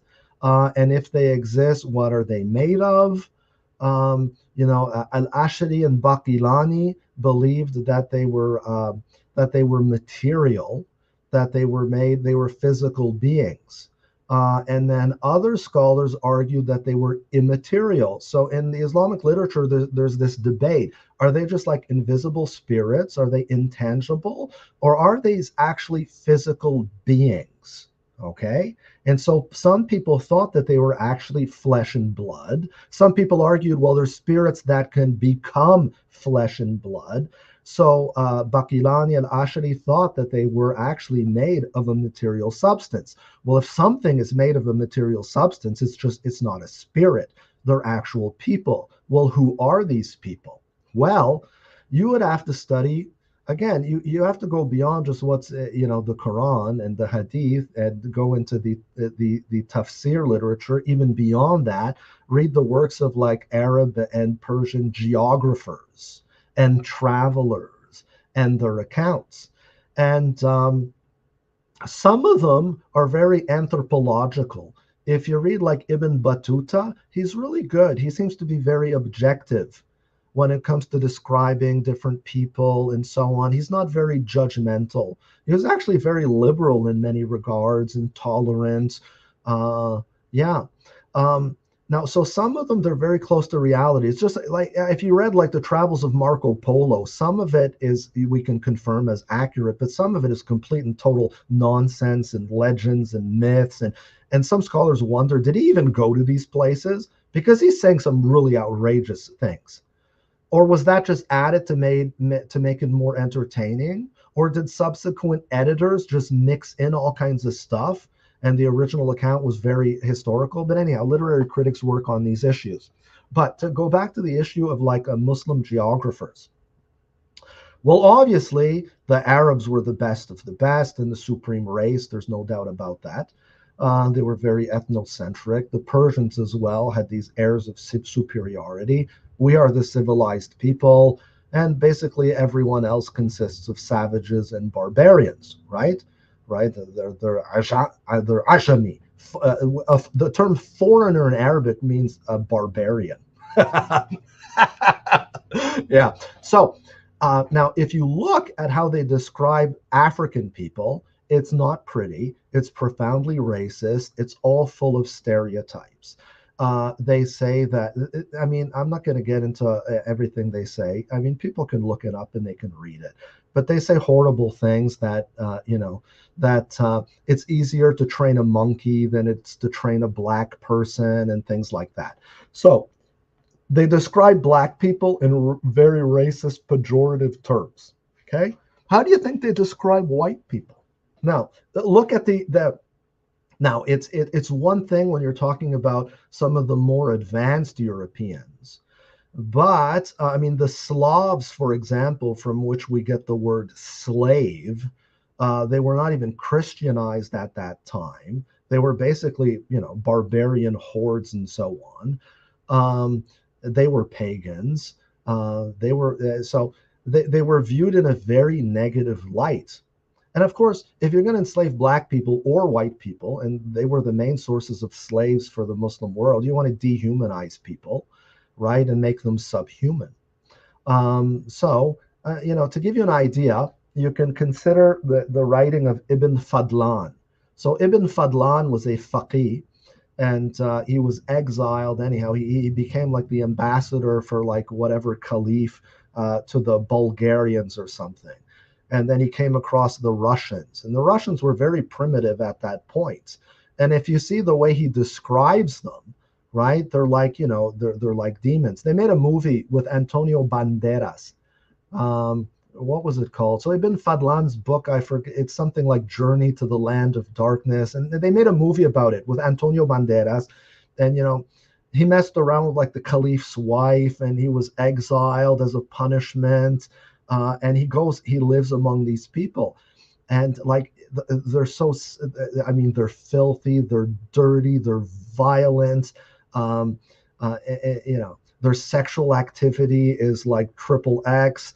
Right, really, really, he's shocked. And in the movie, at least, they're attacked by what are by demons, and they practice cannibalism, and they're just complete savages. And the people that he was with, they thought that they were demons. And he like, if I recall correctly, he like stabs one of them, and he shows them that actually they bleed, that the things that are attacking you are not demons or devils, they're actually human beings. And if they can bleed, it means we can kill them. And in the movie, at least, which it takes all kinds of liberties from the original account, he organizes these people to fight these other, I mean, if he was among barbarians, these people were like really demonic. But it's just to give you an idea of where these ideas might come from, okay? That the term jinn could have referred to, in the minds of some people, to Northern Europeans or savages or barbarians, but it's linked to other things as well. Dhul Qarnayn, or Alexander the Great, there's a part where Asia, gets close to Europe and everything, and they're like the mountain ranges are very small, and he built a wall to keep the Zhuj and Majuj and the Gog and Magog out. Who were they? Vikings? See, that's the other thing. Like the Vikings kept raiding the Muslims, and then like they raided. It's crazy. They were raiding villages in Morocco. They were going down the rivers, from Russia and into Central Asia. They were raiding all over the Muslim world, and they might have appeared like demons to the people. I mean, you're civilized and you're sophisticated and you have culture, and these savages come, they slaughter everyone, right? They rape your women. It was just so these were perceived as devils. Now, again, these ideas circulate. I had a friend who was like Latino. He was from like El Salvador. He had black eyes. His son had light eyes. And so he came across, I don't know if they were if they were 5%ers or the Nation of Islam, or these what was the other one? No, not the Black Nubians or whatever. And there's so many different cults, or the Black Hebrew Israelites. There's so many different all these different like black pseudo-Muslim cults. But anyhow, they looked at his eyes and they said, "You're okay," right? But they looked at his. He didn't know what they were talking about. He says his son had light eyes. He says he's got the jinn in them. He's got the jinn in them. And he says, "What?" And he says, "Your eyes are dark, so you're original or whatever. But him, he's got the jinn in him." And you can tell if people who have light-colored eyes, it's because they're possessed by the jinn. And this has even happened to me. My wife, when I got married, she's Moroccan, right? She'd look at me at night and she'd be startled, and she'd say, "Ya Latif, a jinn," right? Because I have green eyes. And it would freak her out because my eye color, like people have light eyes, some of us, they change based on our moods. So some of them, sometimes my eyes are really green, and sometimes they can get like orange and so on. They change with light and emotions. So I've heard that from her. I've heard that from like other Arabs and stuff. A jinn, right? Just because you have like blue or green eyes. So did Farad have some of these ideas? Because these ideas circulate. Now, Gog and Magog are these jinn or devils, white savages and barbarians, but also this whole thing about caves. And so anthropologists and so on, and paleontologists and all of these people, they're doing all this research on evolution. If you went to a museum, okay, he could have seen that. Like at the time it was popular, it showed like the evolution of man. And so like there's an ape, right? And there's like some really hairy dude who's all hunched back. And at that time, they actually had like living exhibits, right? They had actually humans who were playing these roles of like, they were promoting this whole theory of evolution. If you looked up a book on the subject, went to a museum, he would have seen hairy white people or Europeans, living in caves, and living in caves and with dogs, sleeping with dogs. And Farad went, and Elijah Muhammad claimed that that white women copulate with canines. Okay, this was one of their teachings. And I think it was Elijah Muhammad who actually quoted an article from like I don't know, with some journal, like the Journal of American Medicine or something, that theorized that certain STDs had passed into human beings from people practicing bestiality. And when I read this in Elijah Muhammad, I say, is this for real? And so I tried to find that article. I did find the article. And I find several others about how STDs were spread from like sheep to human beings and from cows to human beings and stuff. So if you understand Farad's psychology, he's just mixing all of this stuff up. And now there's another thing. It's just crazy. Now, the other thing is I haven't found these creatures in Sunni hadith, but I do find them in Shia hadith. They're called the Nas, right? The Nas. And so, yeah, the Nas. They were like pre-Adamites, okay? And they were like the early inhabitants of the earth. Yeah. Prehistoric humanoid creatures that modern paleontologists have uncovered. So there's a lot of this. So the earth was populated by the jinn and populated with the nas, and they lived together. But eventually they became corrupt, and then the jinn rebelled. All of this is drawing from like Christian literature and Jewish literature and the book of Enoch. All of this goes way back to ancient myth about this war in heaven between fallen angels led by Azazel or Iblis or Shaitan, whatever. So there's all kinds of just crazy stuff going on here. So maybe in Farad's mind, all of these things came together with this whole theory that, the white man is the devil. But there are some biblical influences too. Like I raised Jacob's sheep, and apparently they trace back to Jacob, and he took like black sheep, and there are accounts of this in the Bible, and he tried to create a new breed of white sheep. And so if it was a black sheep and it had a little bit of white, he would breed it to one that had a little bit of white, and he realized that the lamb had a little bit more white. And so by selective breeding, he bred out the black and he created white sheep. Now, of course, when I thought that this was the coolest thing. These sheep, by tradition, go back to Yaqub. And at the same time, right, it's Yaqub's creation. And so I have these sheep. Yeah, anyhow, it's funny. Yes, brother, that is very interesting, and I'm actually running out of time. I didn't think we'd go this long, but at this point, I got to end it. We got to do a part two. I have some more questions. And yeah, one more. I'll be super fast. Yeah. And then I will have answered all of your questions. You asked me. You said that Bilal Muhammad said that Farad was a diabetic. Yeah. Yes, he got that from me, and I got that from Carl Evans, who got it from Lance Shabazz, a historian of the Nation of Islam, who got it from Nathaniel Muhammad, one of Elijah Muhammad's son. He told Lance Shabazz that Fard was diabetic during a phone interview. So speaking of Fard, he said, and I quote, He used to carry packs of sugar in his pocket. Nathaniel also noted that Farad's hands bled easily and that the Nation of Islam founder often wore gloves to confine its flow.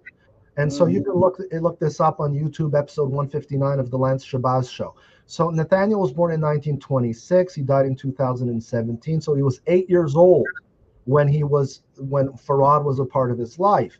But then again, he got information from his older brothers. He got information from his dad. He was the head of the Nation of Islam Temple in Kansas City. In 76, he was sentenced 8 years in prison for conspiring to possess and sell narcotics. So again, I mentioned this in my book about Farad and diabetes. And so that is something we have to consider in terms of his lifespan. And I actually looked up studies from the 1930s. What was the 10-year survival rate for people with diabetes, and so on. So based on that, I mean, there's no point of looking for Farad beyond a certain point. Right. And the final question was Carl Evans in his book wrote that a Noble Drew Ali was a student of Mufti Muhammad Saleh, 1910 to 1913. Is that a typo or just a mistake that he made? Because obviously Mufti Saleh wasn't in America until 1920. If you could give me 20 seconds on that. Well, according to Patrick Bowen's History of Conversion of Islam in the United States, the extant documents tell us that in 1910 he was working as a longshoreman in Norfolk. 1916 he was employed as a porter in Richmond. After that, he surfaces in Newark, where he practiced as a fortune. He was a fortune teller, and he was mixing black folklore and occultism.